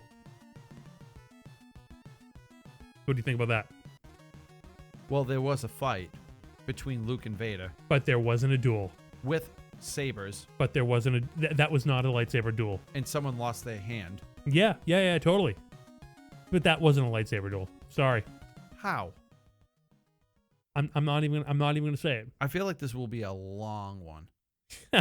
I'm gonna let you guys think about that one for a while. Why do you think I'm saying that? Because I have some thoughts. I was watching this and I'm like, this isn't a duel. This is a boom. I got it in the face again. Ugh. Remember that the other couple of weeks? I don't know how many Getting weeks. Getting weird. Yeah. Good stuff. Oh, look, they're on social media. Look at that. Naughty Seltzer, huh? Yeah. Good for them.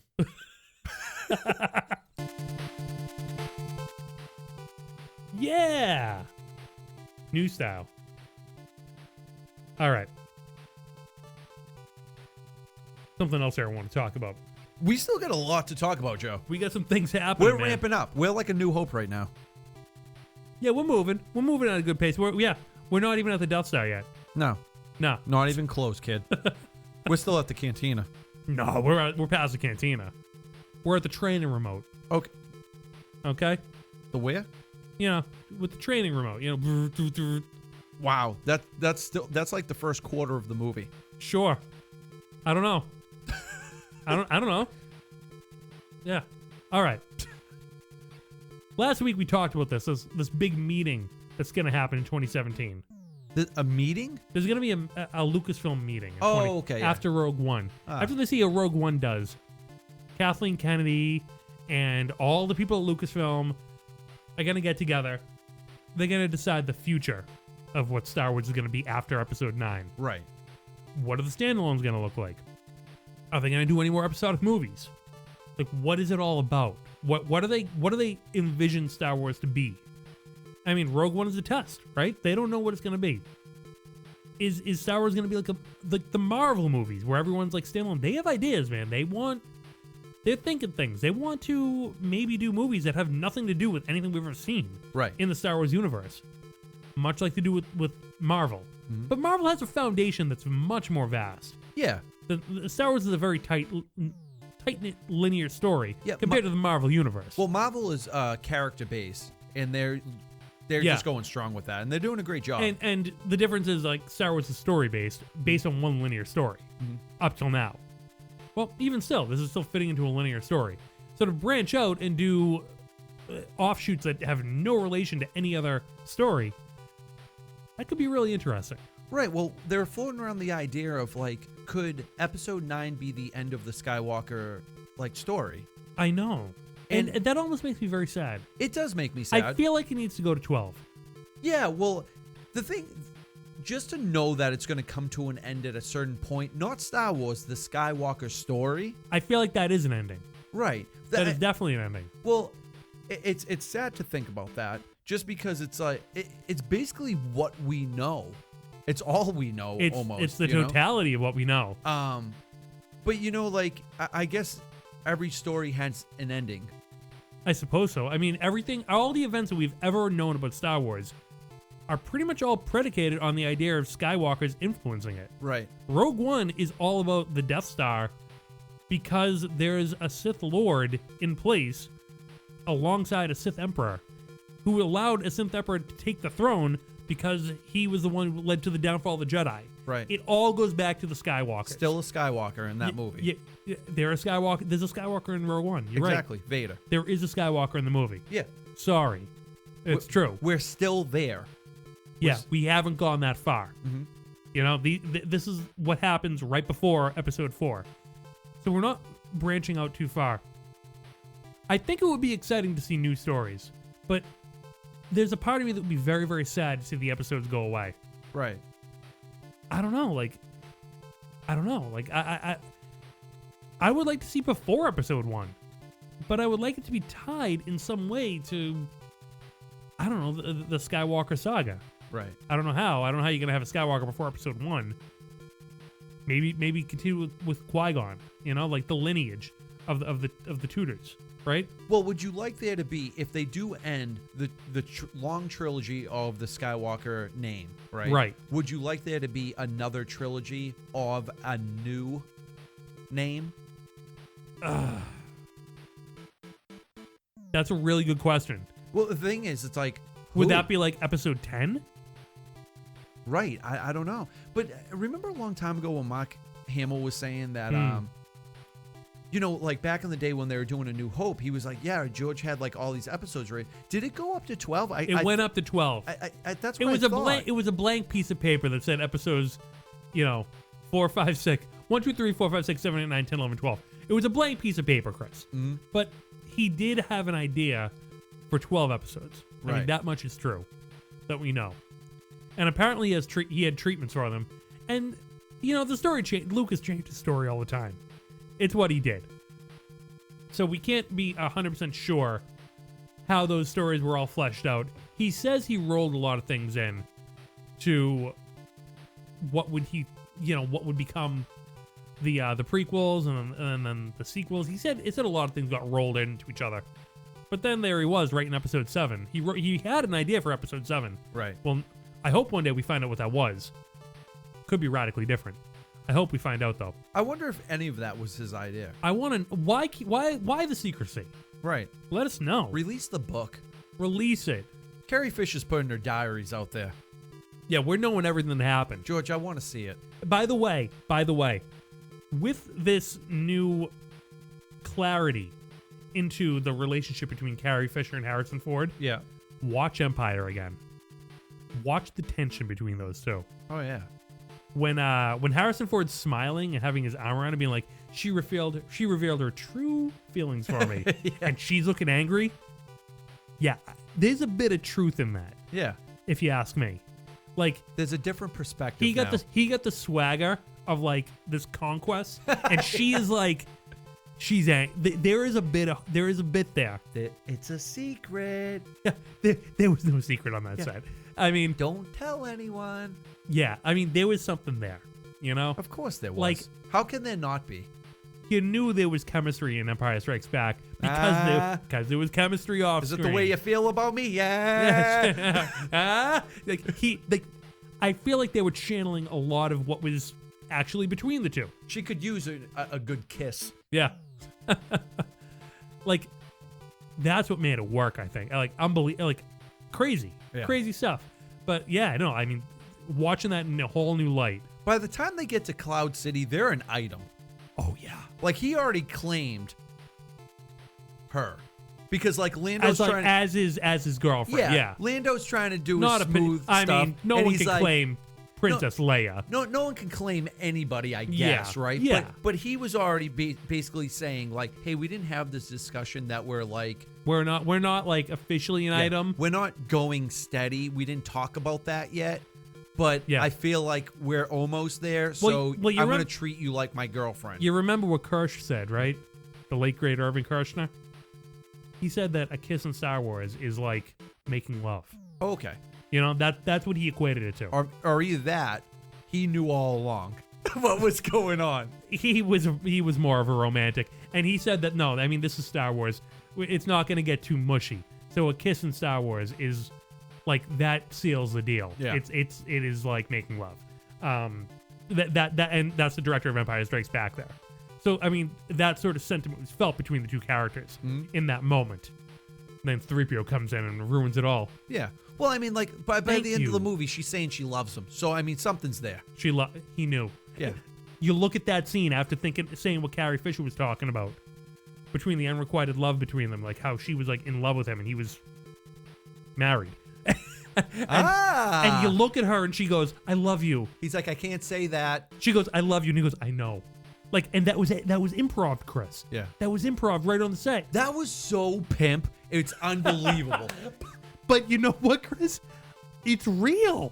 I think that was real. You look at it now that she's, telling you like the details of what that relationship was like, the structure of it, and it feels real, Chris. Joe, it was real. When he was saying I know, like I think like I don't know if that was Harrison. I don't know if that was Han Solo talking to Princess Leia.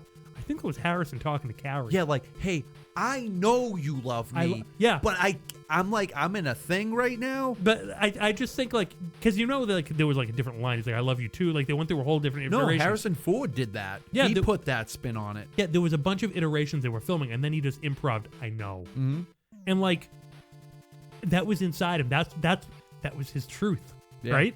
That was his truth. Yeah, like they're fooling around.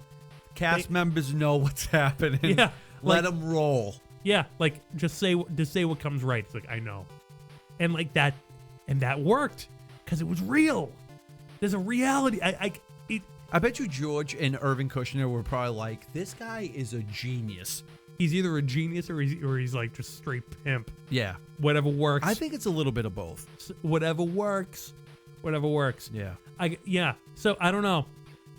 It's amazing to know. Like I know everyone knew, and I know this wasn't like massive news, but rewatching Empire Strikes Back with all this in mind, it's pretty interesting. Yeah, absolutely. And it's one of the reasons why Empire Strikes Back is one of the greatest movies ever made. There you go. It's beautiful. It's one of the great. You like him beautiful this week. You're saying beautiful a lot. Yeah. There we go. All right. It's a brilliant film.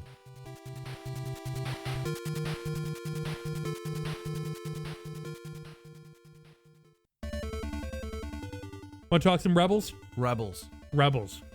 Ah. The Winkathu job. Yeah.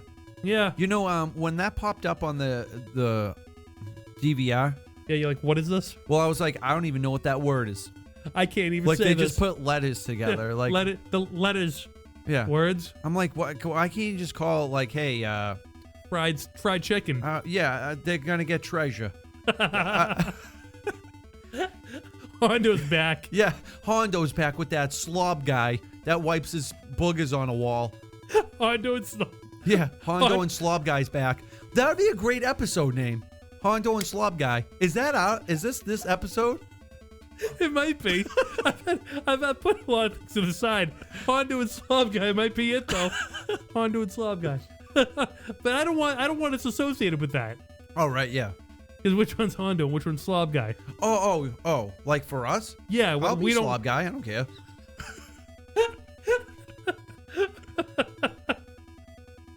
Yeah, I didn't really love the Winkathu job. I got to be honest with you. It was written by Gary Whitta, by the way. It was just a fun episode. You know, it's like, it was hey, fun. it's an adventure. Hey. You know, but the thing is, I think I can speak for the both of us right now. Yeah, please do. There's a lot of stuff that's going down that's super mega Rogue important. One's about to hit. Yeah, there's a lot of important stuff This is happening. about build up here, hype. And we want to see it. We're getting antsy. Yeah. So season 3 started with a bang. Right. There's this thing called a Bendu who says he's in the middle of the light and dark side. Yeah, he's like a giant moose creature. Yeah, he's telling you a radically different idea of what the Force is. Yeah. Radical. He's just a dude in the middle. Kanan can see even though he's blind. Yeah. Ezra went to the dark side and then just came back like nothing. Yeah, he's all set now. Doesn't even make sense. Cut his hair. He got a haircut. Yeah, whatever. He was like doing crazy stuff with the Force. Yeah. And then all that just went. The holocrons. Darth Maul put holocrons together and weird things happened. Yeah. He saw something very interesting. Ezra saw Luke. Twin sons. Tatooine. They saw stuff. Maul is going. Who knew the holocrons did that and why were they made to do that? Yep. Chris. That made Kanan see. Chris. Let's just drop all that. All right, when Kathu job, Slob Guy. Let's get back to Slob Guy. Yeah, all right. So now all the interesting things that we're just dropping on you. Iron Squadron. Let's get back to some kids. Yeah. Taking on ships. Yeah, it was a fun episode. The Outrider, there was, Slob Guy. Yeah, there was those what was it, Doc Trooper droids. Yeah, a Slob Guy though. Yeah, this Slob Guy, and with a little pig guy too. Yeah, there was. Hey, who can forget the Ugnaughts? Yeah, the Ugnaught was in the treasure. Yeah. Oh, it smells bad. It us. must be an Ugnaught. Wow, Ugnaught. Chris, why was he wearing like a hard helmet? Why are we not talking about the Force? Where are the light? Where's the Force been? Ezra hasn't used the Force in weeks. When was the last time you saw that kid use the Force? Did he use the Force in this episode? Not to my knowledge. I didn't see him use it in Iron Squadron. To my knowledge, didn't see him use it in Imperial Super Commandos. Did he use it in the Hera episode when they went back to Ryloth? I don't think he did. I don't remember. Maybe a mind trick, but nothing crazy. You know, Kanan was the one with the missiles pushing them back. That was cool. Yeah, that was amazing. Yeah. Chris, what's going on with this kid? All of a sudden, he's like super plucky, guy, like he wasn't going to the dark side. He went to the dark. This kid went to the dark side, and he was using the dark side for months. All of a sudden, we're just dropping it. Chris, we're getting filler episodes leading up to Rogue One. Why are they doing this? Yeah. Well, why are they leaving us? Like, I don't understand what's going on. And I got to tell you, I love this show. It's not that I didn't like the episode in a vacuum, but I don't live in a vacuum. For 2 seasons, this was a linear story. One episode proceeded to the next episode, proceeded to the next. Right. And we were moving forward. Well, what I think happened is this season has 20-something episodes. Good. Tell a story. And I think they don't want to give us every episode as something being like juicy and rich every single time. Yeah. Well, I would like to see that. What every are they? time. They don't got more? Well, it's just they can't come up with. Are they too afraid? Like the well will run dry? Well, they're not. Are they not that creative? Of course they're that creative. Come on. They're not doing 4-episode arcs like the Clone Wars. I'm getting warmed up here. I'm getting a little heated. But remember with the Clone Wars, we would have something epic with like Maul and Savage, right? Yeah, totally. And we would have this crazy 4-episode arc, and then we would go into another arc that was unrelated with anything. I got to tell you, Chris, that's the weakest part of the Clone Wars. Right, but maybe even though they're not doing arcs and Rebels, maybe that's what they're doing. They're they build us up, and then they put us on this like flat platform for a while. I'm saying it was a fault in the Clone Wars, and I'm saying it's a fault in Rebels now. Come at me. Well, I mean, I don't think they could hit a grand slam every time. Why not? Well, they should, and I know they can. They can hit. They absolutely can. But maybe I don't know. Maybe that's a strategy. Are they insecure? Are they insecure about trying to hit grand slams? You don't swing for the fences. Just tell the same story. Map it out. You can do it. Right. It can be done. You've done it before. Like, I don't know why you're dropping stuff. There's only so much time. And I don't know how Slob Guy fits in the picture. Well, it's great to hear about Slob Guy, but I don't know why. How does he fit into the big picture? Does this matter? Well, that's very true, because If we're talking about time, and if we're talking about, hey, we only have like one more season, God forbid, because I really enjoy Rebels. I love it a lot. It ain't going to be more. They're already developing new animated shows. There's not more than another season. Yeah, something is already in the works. Chris, they talk about creativity and storytelling a lot over at Lucasfilm. I don't know why they don't all, like, they go off on these tangents. They don't explain themselves. Just explain it to me. Just explain the process. Explain what you're achieving and what the goal is. All right?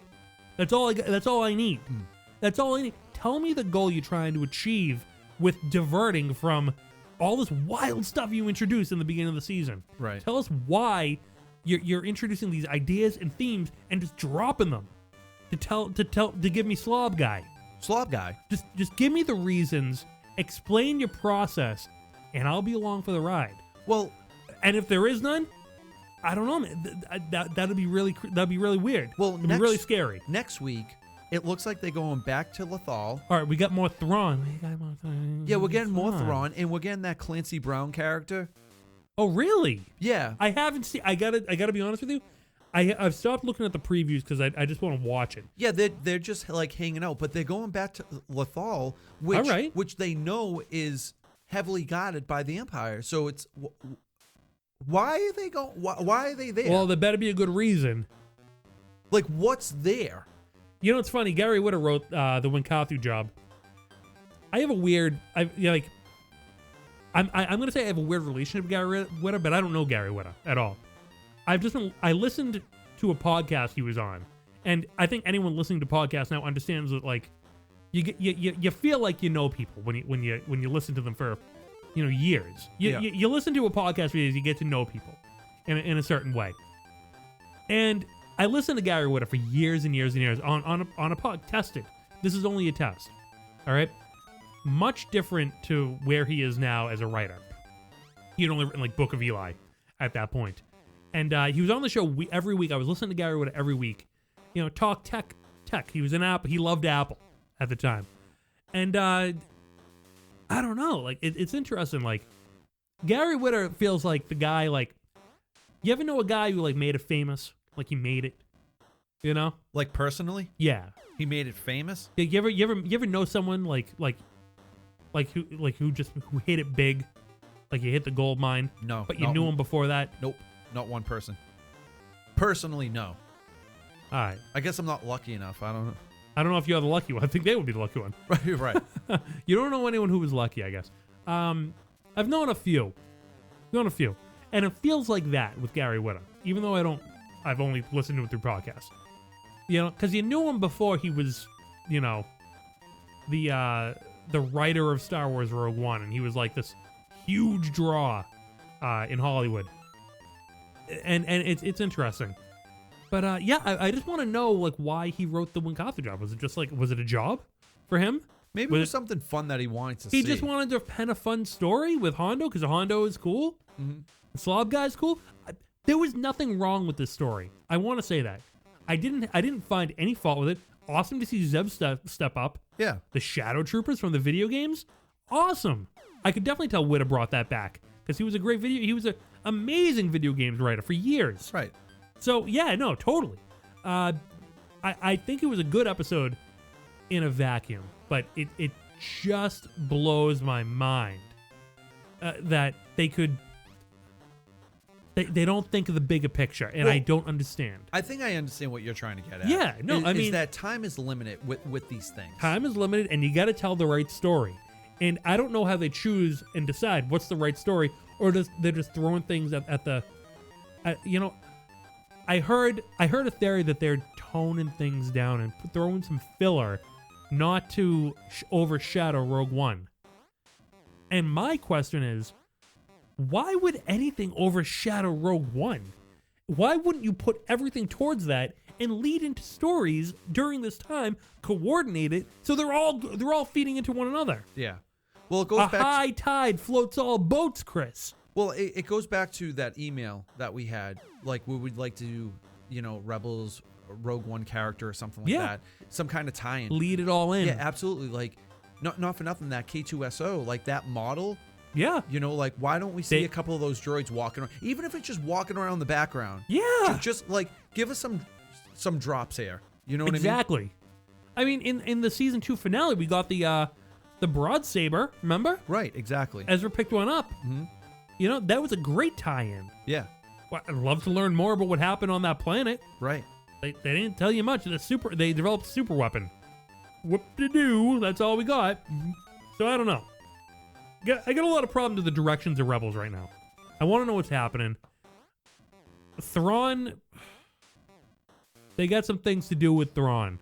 You can't be losing every episode and saying it's part of his master plan. Well, I think it can only go so far. It's time to see the wrath of Thrawn. And it better not be wrath. It better be calculated. It better be like, yeah, I let you get away with this, this, this, and this, and that's why you screwed up.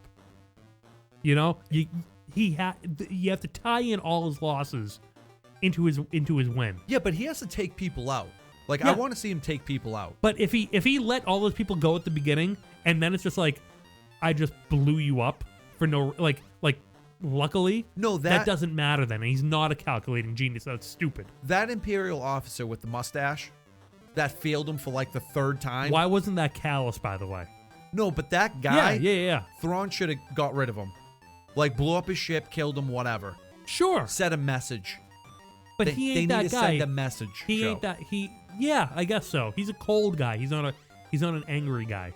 Until he gets angry when you insult his art. You know something? Where is Callus? Mm-hmm. Because I want to see more of him and Zeb. What's going on? Is Callus in Rogue One? Is that a drop thread? Come on, guys. Is that Callus in Rogue One? You know what I was thinking of when I was watching Slob Guy and Hondo? Remember Sicatro Vizago over on what's it called? Ezra's Planet? Remember the guy with the droids and the horns? Yeah, oh, he's a cool guy. Yeah. What happened to that guy? Yeah, they just dropped him. He was just a guy that they like needed stuff from, and then he went up like about his business. You know what it was? It was like, well, I guess we can't use Hondo, so we'll make this. Oh, I guess we can use Hondo. Right. That's kind of what happened. They were like, that should have been Hondo. So. We kind of. Hey, he got a figure. I wish this guy was Hondo. Are we not able to use Hondo? I guess we're able to use Hondo. Yeah, get rid of this guy. Yeah, cool guy with the horns that are jacked with the concept art IG-88s. A jacked Hondo with horns that has pretty much the same voice. Got droids. And now we just get old Hondo. It's even better. You know what's funny, though? That guy got a figure. That guy got a figure. Yeah. Hey, the Hondo figure from the Clone Wars is the best, like one of the best figures ever. Oh, dude, yeah. The monkey lizard sits on his shoulder. I know. Crazy. It sits perfectly, too. Yeah. All right. Have we ranted enough about Rebels? I think so.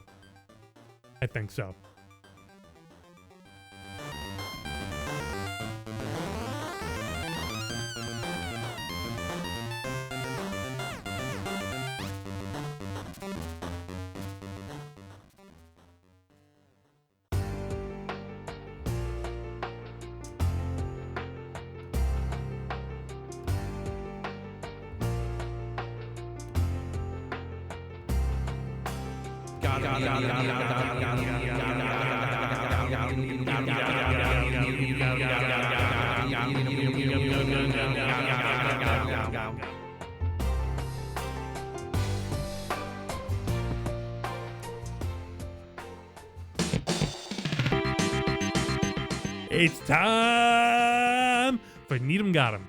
Need 'em got 'em. It's time. I got these cards here, courtesy of Tops. Joe has cards. They sent me a pack of cards in the mail. They were packaged very well. The package was well. Yeah, it was well. There could done. have been anything in that package. Yeah, but it was cards. I got a pack of cards. Thank you, Tops. Mark Van Olen. Thank you. These Rogue One cards are cool. They look vintage. I like that about them. I like that. Yeah, they're really nicely done. It's a nice Look at this guy. throwback. It says Droid Escape. And that writing's really tiny in this light. You know what's really nice though about these cards is it would be a great way to educate somebody about Star Wars or for reading or whatever. Think of like index cards, right? Yeah. Like, just let me see one card. Any card. Hang on. I'm not a magician or anything. Chris, I don't know. I don't know what I'm looking at here. I'm looking at Rogue One cards. Oh, they're all mixed dude. This is a New Hope card. This is like C-3PO and R2-D2 on going to Tatooine. Droid escape. Yeah, well, this one right here, the Emperor's Transmission. This is clearly the Empire Strikes Back. What? Right here, the attack begins. This is Chris, a New Hope. It says Rogue One mission briefing. Yeah, a New Hope right there. But you Chris, know, it says Rogue One mission briefing. Look at this. These aren't even from Rogue One. Oh, I think Mission Briefing, Rogue One, I think that's the series of these cards. Yeah, so the series of the cards is like, we'll just throw anything in there and slap Rogue One on it? What are we doing here? You see the... I'm getting nasty. You see that... You're getting aggressive. All right, we got Jyn Erso from the trailer, Mon Mothma from the trailer. You see the Death Star a lot like this. Lately. Yeah, the upside down Death Star. I would love an explanation for that. Yeah, and here's one. Yeah, exactly. Here's Vader talking to the Emperor. The Emperor's transmission. This is from Empire Strikes Back. Oh, okay. I don't understand what this card set is. It's all over the place. And then you have a Force Awakens Phasma. No, it's a Death Trooper. Oh, it's a Death Trooper. But it's chromed out. Not black. Chromed. Yeah. Yeah. All right. Well, there's that. Thank you, Tops. I don't understand. I don't know. I don't know what happened. No, I get it. It's confusing. I'm just gonna drink this cognac.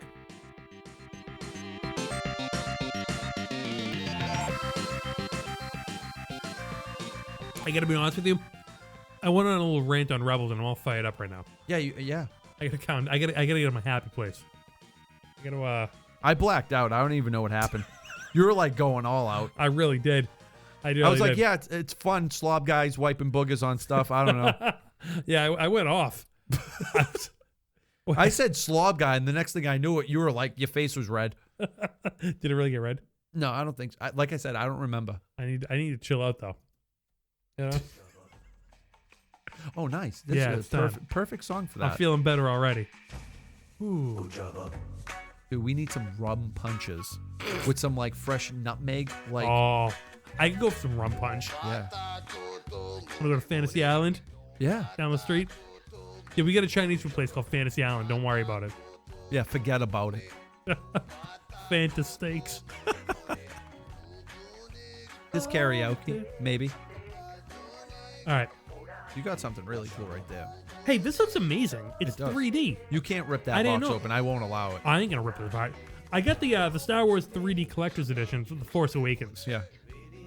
All right, I can't wait to rip it. No big deal. I can't wait. Yeah, I can't wait to watch this. I'm excited. Well, dude, the bonus features, they're not... I want to watch the commentary, man. The bonus features ain't even leaked on YouTube, man. I know, right? Because I've been wanting to see that scene in Moscanata's castle, if you know what I'm saying. I think I hear what you're saying. I guess the show's wrapping up soon. I hear what you're saying. Look at this. This is nice. Nice little box set here. It was very nicely done. Ooh. Here's a little promotional wrapper showing you what you get. Oh, wow. Look at this. You get all this stuff. You get 4 discs. Audio commentary with J.J. Abrams. We know. Oh, this feels nice. It feels rubbery. Let me see. Feel that. Ooh. Velvety. That's nice. You know what I didn't realize? I didn't realize the case was like lenticular. You know, like oh, cool. It looks like 3D. The cover itself, it's really nice. I like that. Hold on, I'm not in a good mood yet. I'm getting there. I need a little more though. I need a little more. Infectious Grooves time. Oh yeah, dude. Now we're going. Now we're moving. All right, let's open this up. Oh yeah, look at this. Look at this picture. Oh, that's cool. Look at this one. Oh wow. Yeah, you got Rey and Finn running while the TIE fighter attack and Jakku.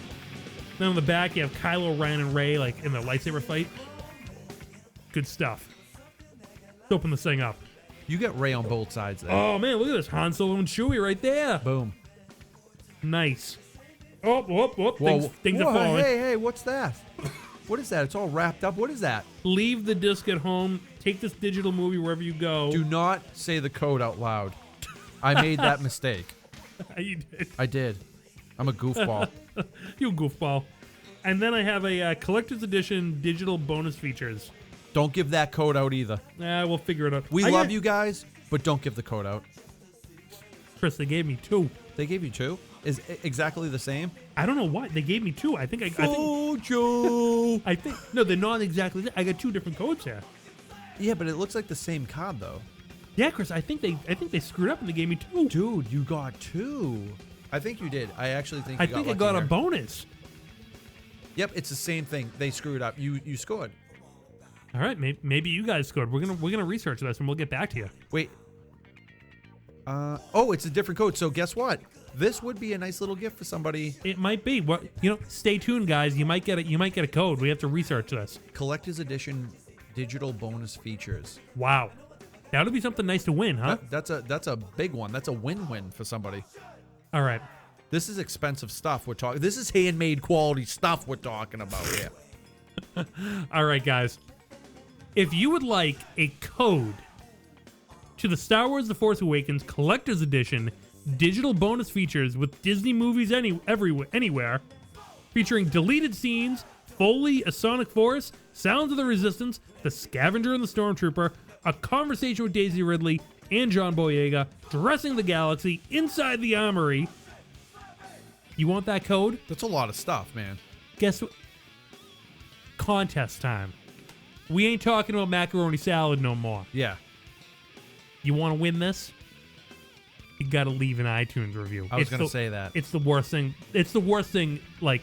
It's the worst thing that could ever happen to anyone. To have to get onto iTunes and leave a review. It's the worst. I can't tell you how much I hate leaving iTunes reviews. I mean, I love supporting shows. I love supporting shows. I hate iTunes. For the best iTunes review, you guys will get this digital code. It ain't. You can't just leave an iTunes. Just leaving one isn't good enough. The best one is going to get this. Yeah, it's the best one. Only the best kinds. Only the best is going to get this code. All right? That's it. I'm not going to lie to you. This is the best gift that you've ever given out. This might be good. I mean, there's a lot of stuff here. You want... Basically, this is what... Aside from the commentary, this is everything I bought. Exactly. I already had The Force Awakens. Aside from this is everything except for the commentary. The deleted scenes are on there? Yeah, the deleted scenes are on here. I'm not going to lie to you. I think I might leave an iTunes review. I gotta be honest. Might be a good idea. I left mine. All right. Gotta leave that iTunes review. If you've made it this far into the show, you know what to do. Yeah, we're about 4 hours in, but guys, I'm going to let you know. You might want to leave an iTunes review, and I'm not just saying it to say it. This is a good one. Yeah. This is a Mamma Jamma right here. Mamma Jamma. All right, well, look at this guy. Yeah, look at him. Look at this. Wow. Yeah. It just keeps coming. That's the thing you peel off to get. I don't know. It's another thing. What is this? What is it? I don't even know. It's a BB-8. It's a digital 2D movie code. So if you want to watch it on the go. Yeah, but it feels like a sticker. It's a sticker you peel off to get the code. Yeah, but where do you put BB-8? Anywhere you want? Anywhere you want. Your face. You can put them on like a polo shirt and be fancy. I would love a BB-8 polo shirt. Make me a BB-8 polo shirt. Is that what they're implying? Look, there's a shirt on the back of that.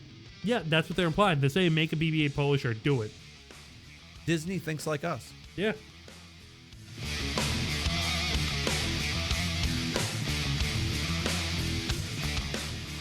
All right, I got 4 discs here.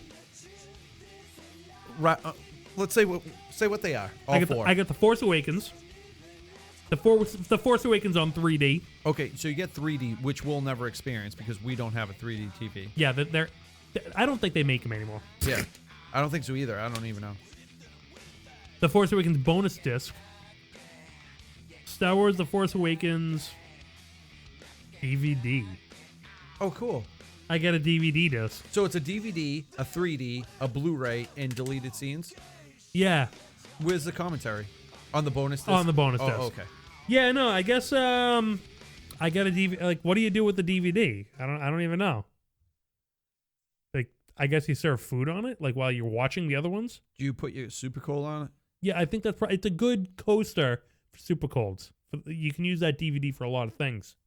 What's next after Blu-rays?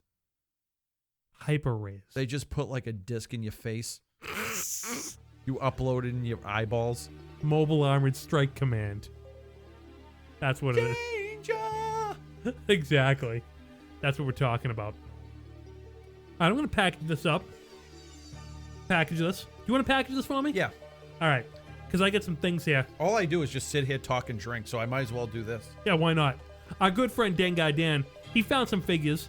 Yeah, thanks, Dengai. Yeah, thank you, Danny Boy. I got a C-3PO here, Black Series, with the red arm. I'm still looking for that silver leg one from Walgreens. I got a new Walgreens though in town. I think that might be a new Walgreens. Yeah, Vin Square. Check it out. It's huge, huge.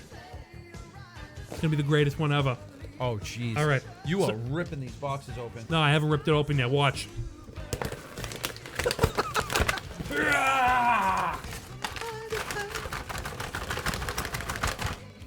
I like that one. You had the crazy eyes going.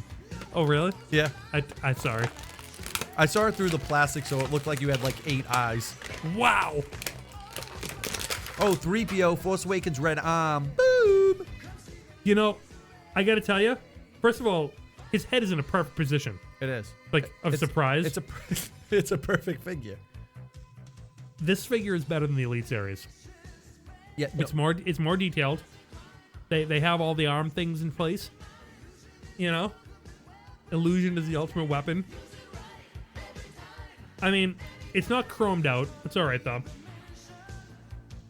It's a great detailed figure. Look at this figure. It's a very nice figure. I mean, I like C-3PO with the silver leg. What's happening? It cracked me up. No, I got the one with the silver leg because I really wanted a New Hope one, and that was the Walgreens exclusive. But this one's very nice too. They didn't paint the red arm much. No? I wish they gave it a little more like searing and weathering. I mean, that thing was exposed in an acid storm. Yeah, from what's his name? Omni? Yeah, something like that. The droid that sacrificed himself. Yeah. That was a cool little story. Great story. The Phantom Limb. So whenever I look at C-3PO, the first thing I look towards is the midsection. Yeah. For the wiring. Oh, yeah. Because if you guys don't know, the wiring will tell you which C-3PO, which film it is. A New Hope, Empire Strikes Back, Return of the Jedi. Fighting crime.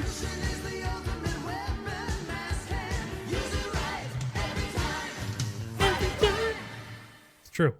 So yeah, no, like between every movie, the wiring is different. He actually gets a little more sorted out. By Return of the Jedi, it's all up and down. Yeah.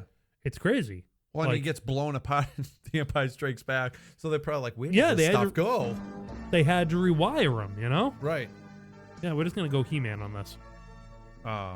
Yeah. No, I pressed the wrong button. Hey, he stands well, too. He can, he has that, perfect, C-3PO stance, with the legs together, and he stands well. Look at this. Oh, he stands very well. A lot of figures, when they put their legs that close together, they usually have to, spread out like action stance. Yep. But they actually weighted this guy perfect, so, he can, stand with his arms out and, add attention. Yeah, no, totally. So, I don't know. I love this figure. No, it's a great figure. I mean, look at him. I mean, come on. Oh, yeah, dude, the wiring is totally different than mine. That's really cool that they paid attention to that. That's huge. Because the wiring's different from The Force Awakens to, what is it? He had the silver leg in A New Hope and Empire, right? Did he have it? He didn't have the silver? I'm not 100% sure. I might have to go back and watch that. But I'll tell you, though, the fact that they're paying attention to the paint application like that. Yeah, no, that's huge. Yeah. That's what I buy figures for. Yeah.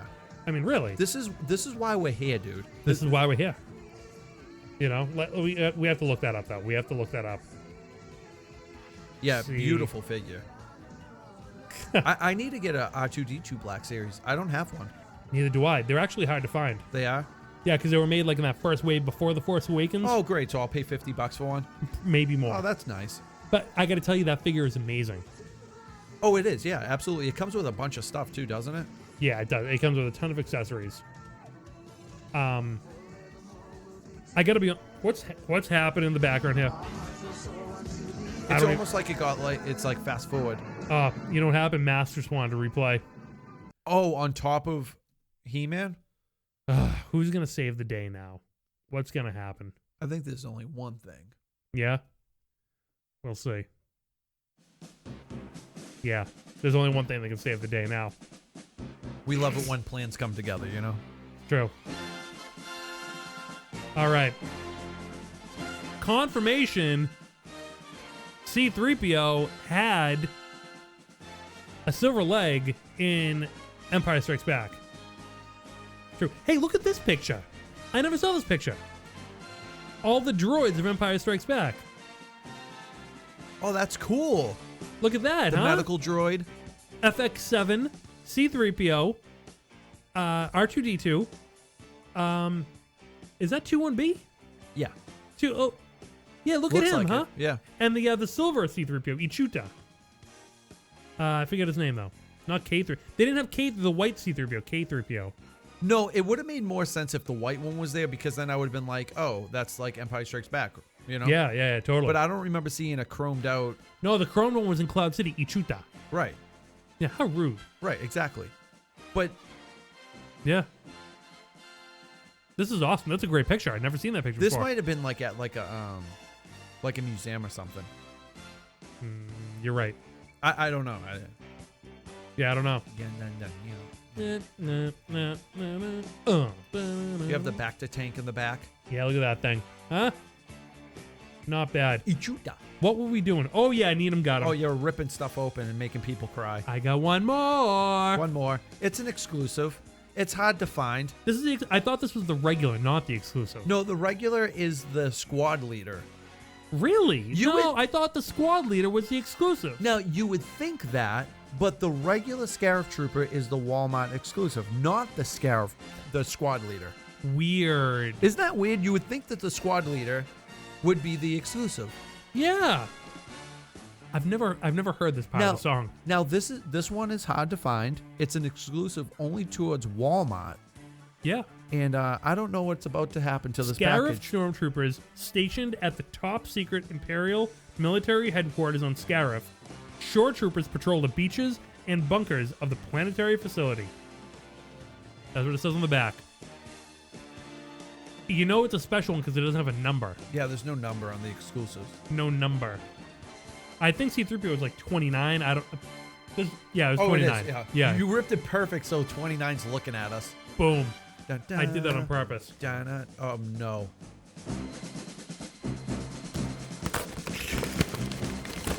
Oh no!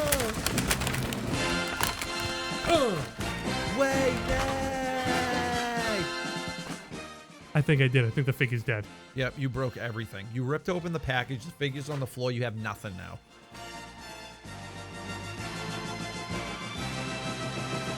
I got it! Whoa! Whoa! You made C-3PO look very surprised. Yeah. Like, hey, what are you doing with those figures over there? All right, I got the figure. That got a little hairy. Imagine I gotta be if honest. C-3PO sounded like an old Italian guy. I feel like R2-D2 does. You know, if you. Hey, where's my stuffed pepper? Hey. Hey. Oh man. Hey, do you like Zambuca? Wow. Wow. All right, we got to open up the shore trooper, right? And there's only one thing that we need here. Oh, yeah, we're going to get Russified. It's that time of night, Chris. All right. Oop. There comes the gun. Yep, there's no paint on this thing. Standard Stormtrooper blaster. There's a little bit. There's a little bit.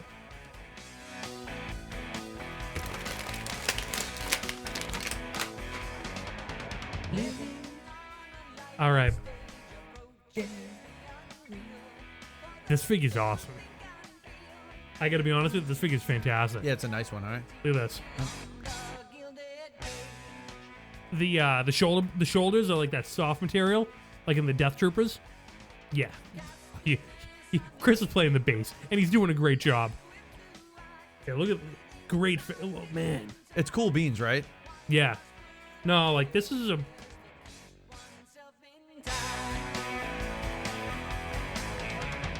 I think that they did a better job with this than even the Death Trooper. I'm a big fan of the Scout Trooper. And I like the Hover Tank Troopers. Oh yeah. But I gotta be honest with you, they're not doing the one I want. The Hover Tank Trooper they didn't have like the black like paint on them, and I think the black paint on like the shoulders and like chest of like the Hover Tank Trooper looked amazing, and that's the one that I see in the movie. Is that the one? Did Figure Arts do that? Well, Figure Arts is doing it. They haven't put it out yet. But did they do the one with the application that you want? Yeah, with the paint. Yeah, they did. And I'm gonna buy it just for that. But I mean, Hasbro should be doing it. You know. This is a great song. I feel fortunate I saw them too. Now we're just listening to Rush. Now we're just listening to Rush now. You know, the joints are loose, but they're also tight. I don't know how they're achieving that, but I can move them around, and they. Does he hold the blaster a little bit loose on yours? Yeah, a little bit. Because no, actually the grip is tight. Yeah, but mine's a little loose, and I thought that was because the blaster is different between the squad leader and the regular one, and clearly they use the same mold. I mean, the joints are loose, but they stay. How do you do that? How do you make a loose joint that stays? What do you mean? Fill those arms. Fill the elbows. Oh, okay. Yeah, I see what you're saying. Yeah, your head's a lot tighter than mine. Yeah. The gun's a lot tighter than mine. I mean, they move. But your elbow's a little bit everything looser moves, than mine. but it doesn't like fall. You know. Oh, there's more weathering on your helmet. You see that crease right there? He's like loaded up with dirt. Oh yeah, I like that. You know what's cool? It makes you wonder if these things are getting hand painted. I think so. Because I mean, if they're all look a little what happened different, with the Resistance Troopers. They had like two different color helmets. Yeah. They're like, we ran out of brown. Get the green. I love that. Oh, was there red? I forget. I there think was a red one and like a greenish brown one.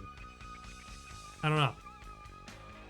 It was cool. Hey, do you ever see the Coyote Monday from last week? You were Skyping last week. What? Did you ever see the Coyote Monday figure I got, the concept art one? I didn't see it in person. I know the figure though. All right, Hey, you know what I noticed? What? And it's so crazy because I have a poster behind it, so I didn't notice that I had it. What? You know, you're talking about there was a comic 2-pack of Coyote Monday. I have it. No kidding. It's hanging on my wall the whole time, and I didn't even know it. This guy over here. Weird, right? Amazing. He came with like a weird hat. Really? Yeah. It's like a Johnny Depp hat. You know what I mean? What do you? No, I don't. It's What's one a of Johnny those, Depp hat? It's like one of those. It's one of those. You know, no. You know, it's like a hat and it's like a circle. You know, the bag of eyeballs. Yeah. I have no idea. I can show you the Coyote Monday. I want to see it. You want to see it? All right. Is it, if it's a big deal? No, it's right over there. I can make it happen. You just got to talk a little bit. Talk to the people. What do you want me to talk about? Whatever you want to talk about. What do you want to talk about? Something? Hey, talk about the Rogue One keychains you got. Oh, great. Okay, guys. So apparently, Nissan has that Rogue car that's coming out, and if you buy one, you get a Death Trooper helmet, which, you know, obviously not most of us can afford a brand new car to get that awesome helmet, which the helmet is made by Gentle Giant. It looks fantastic. But if you go over there and you just test drive one, pretend that you're interested, test drive one, they're going to give you a free exclusive Death Trooper keychain. And 1 in every 1,000, there's like a chaser. And I have like 5 of them coming because I just went on eBay and I just got like 5 for like $25. Killer deal. Because I can't go in there and just lie because they're just going to keep calling me and bothering me about buying a car. I can't be bothered with that. But yeah, guys, the Death Trooper keychain looks pretty cool. And stay tuned and you will see it very soon. Oh, wow. Look at this figure. Look at this guy, huh? Whoa. Dude, this is serious.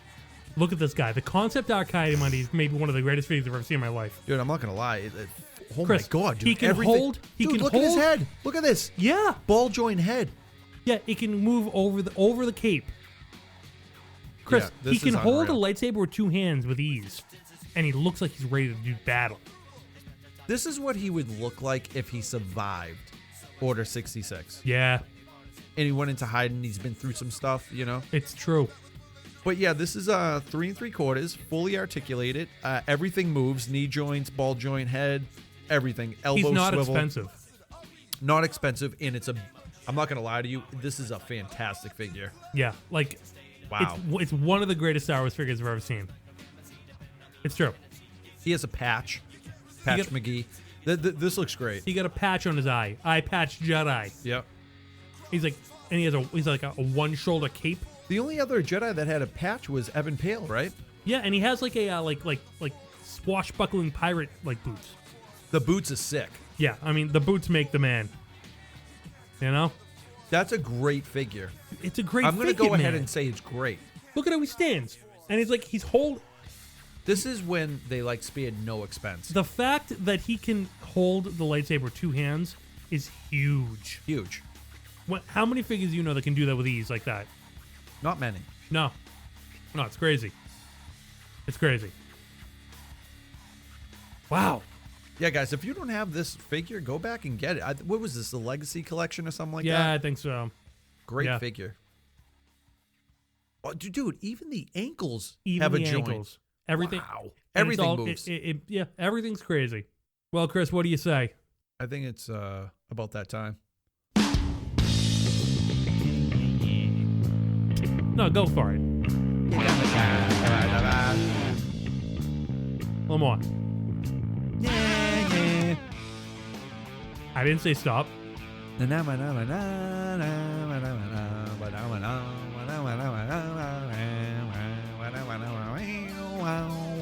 Now I said stop. All right, guys, thank you for listening to Brews and Blasters. brewsandblasters.ninja is the website to hear every podcast we've ever done. We want to hear from you. Emails at brewsandblasters@retrozap.com. Leave us a voicemail, 978-219-6688. Make them good. Of course, we are part of the RetroZap Podcast Network. You can find us on retrozap.com or get the catch-all feed on iTunes. We're releasing exclusive content there. We have interviews from Billy D. Williams, Millie Bobby Brown from Stranger Things. We're putting out a Walking Dead one with a ton of people, including Negan. Yeah, it's crazy. We're going to do a ton more podcasts there, exclusive, but you got to subscribe to the catch-all feed. Get everything that RetroZap puts out all over there. Don't forget to read all the latest articles at RetroZap as well. We have a ton of columns, ton of editorials, writers, podcasters, artists doing tons of great stuff, publishing every day. You got to check back, bookmark it, make sure it's a place you visit once a day. It's amazing, and I'm just amazed at all the amazing things going on there. Amazing, amazing, amazing. Amazing, right?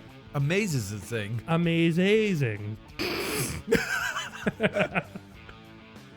All right. So we get this code here for this iTunes review. This is huge, guys. If you have the best iTunes review in the next week, you got to do it before the next time we record. We usually record, I don't know, Wednesdays, Thursdays. It's all up to us. We're gonna be the arbiters of that. But you got to get them in. Make sure you leave an iTunes review. You're gonna win a code for the bonus features on the Force Awakens Collector's Edition 3D. And you might win an Oppo Award too. Who knows? Maybe that'll be one of the same. Maybe it won't be. I'm not gonna tell you. We'll figure it out next week. That's 2 major awards. It is a major award. You gotta be honest. All right. Retrozap.com/shirts to get shirts. Chris is at collectorset.com. Find him on YouTube. Amazing reviews. This kid is sponsored by everyone. He has amazing endorsements. Stop. Oh, look at you. No, I'm not. You're the darling of the Star Wars community. This kid is the greatest collector. He is the collector's hut. Brews and Blasters, leave off the S. Wow, what happened? No, just keep roll it again. Roll it again. Oh, jeez. We might need a longer outro. What is this, King Kong? It's a special. All right. Are we rolling? Yeah, we're rolling. Look at 3PO. He stands any way you position him. Yeah, it's crazy. Here comes the dark side. Hey, Brews and Blasters on social media. Brews and Blaster, leave off the S. RetroZapped at a PED. Collector's Hut with 2 T's. Joey Wan Kenobi, Chris Salton. We're on Twitter. We're on Facebook. We're on Tumblr. No, 3PO has never stood like that, Chris. You got to put him like... How can you concentrate? I can't. Looking at that. I can't. That's really weird looking. All he's doing is spreading his legs a little bit more. He's going... Where's the Zambuca? I love the idea of 3PO needing Zambuca. You're cracking me up. Okay, this is a little bit more normal. A little bit more, yeah. You need the stiff legs. You know, they shouldn't have even put articulation in those legs. They really shouldn't. He needs to walk. Yeah, he walked without moving the knees. You know? All right. It's true. He does stand well, dude. I didn't even like. You gotta put that. Oh. You gotta put the legs. Yeah, this is how you. Oh, I see. You know. And he stands fine. Now, you loosen him up. He was very stiff before you messed with his legs. He was perfect. What happened? I don't think he was meant to stand like that. He was standing like that 2 minutes ago. That's how C-3PO stands. Oh, look. Oh, you know something? You're onto something here. I got it. There. You know? Just play it again. Yeah, you know. All right, guys. Here we go again. We did apologize at the beginning. We did. We had Chris singing. We hope you had a good time. We hope this was a good Star Wars party. It was a good Star Wars party for us, I'll tell you that much, man. Yeah, I think that was like half a bottle of, what was that, cognac? It was cognac. It was Hein cognac. Yeah, it was good stuff. It was good. We had some sippy sips. We talked about Rogue One. We talked about Rebels. We talked about the original trilogy. We talked about the prequel trilogy. I'm not gonna lie, Joe. We talked a lot of Star Wars. We talked a lot of Star Wars, man. We talked about some food. We fitted food in too. We fit some food in, man. We can always fit some food in. I got so much food talk to you about, like you wouldn't believe. Right. There's even more stuff. I love food. There's so much to talk about. Eat Chris. your food. Oh man, you don't even know. Hey, you had chocolate today. I didn't even think you liked chocolate, but I gave you a chocolate cookie and you ate it. Well, it was a limited edition. I had to peppermint. have it. It was like a peppermint Oreo from Whole Foods. It was amazing. I'll eat another one next year at this time. You might eat another one in about 2 minutes. Who knows? Stranger things have happened. You know? Stranger things. Chris, what did you do on the collector set this week? What's going on over there? I did the Scarab Trooper. Yep.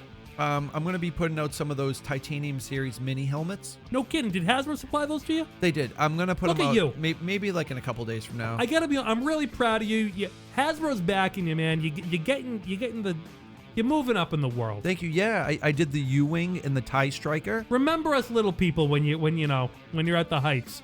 Oh, I'm still right here. Okay. I just had a good week. You had a great week. Yeah. You getting Rogue One keychains? Yeah, I had to pay for those. That's all right though. I'm gonna hook you up though. Look at you, man, hooking me up. You're getting one, Joe. Nice. That's what I do. Look at you. You're like the Godfather. Hey, here's a keychain. Where's the Zambuca? Yeah. Oh man. Yeah, you turn his palms up and he does look like that, you know? Yeah, right? You turn his palms up, he's like, hey. I want a stuffed pepper. What's happening here? Hey. Yeah. I want a cannoli. The droids You look at him, you're like, hey, what's happening? You put his arm up like that, like near his head. Yeah. Yeah, he's like, oh, I'm verklempt. All right, guys. Thank you so much. Suck a line. Tell it to Kanji Club. I'm afraid the party's canceled, but the summits never show. I don't want was penciled, I was foreboding note. Force getting ready, maybe get too much. All the one was suffer, the boogie's wicked clutch.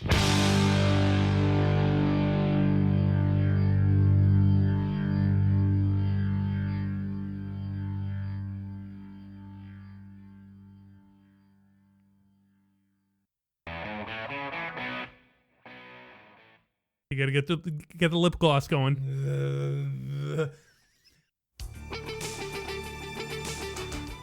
Today's podcast is brought to you.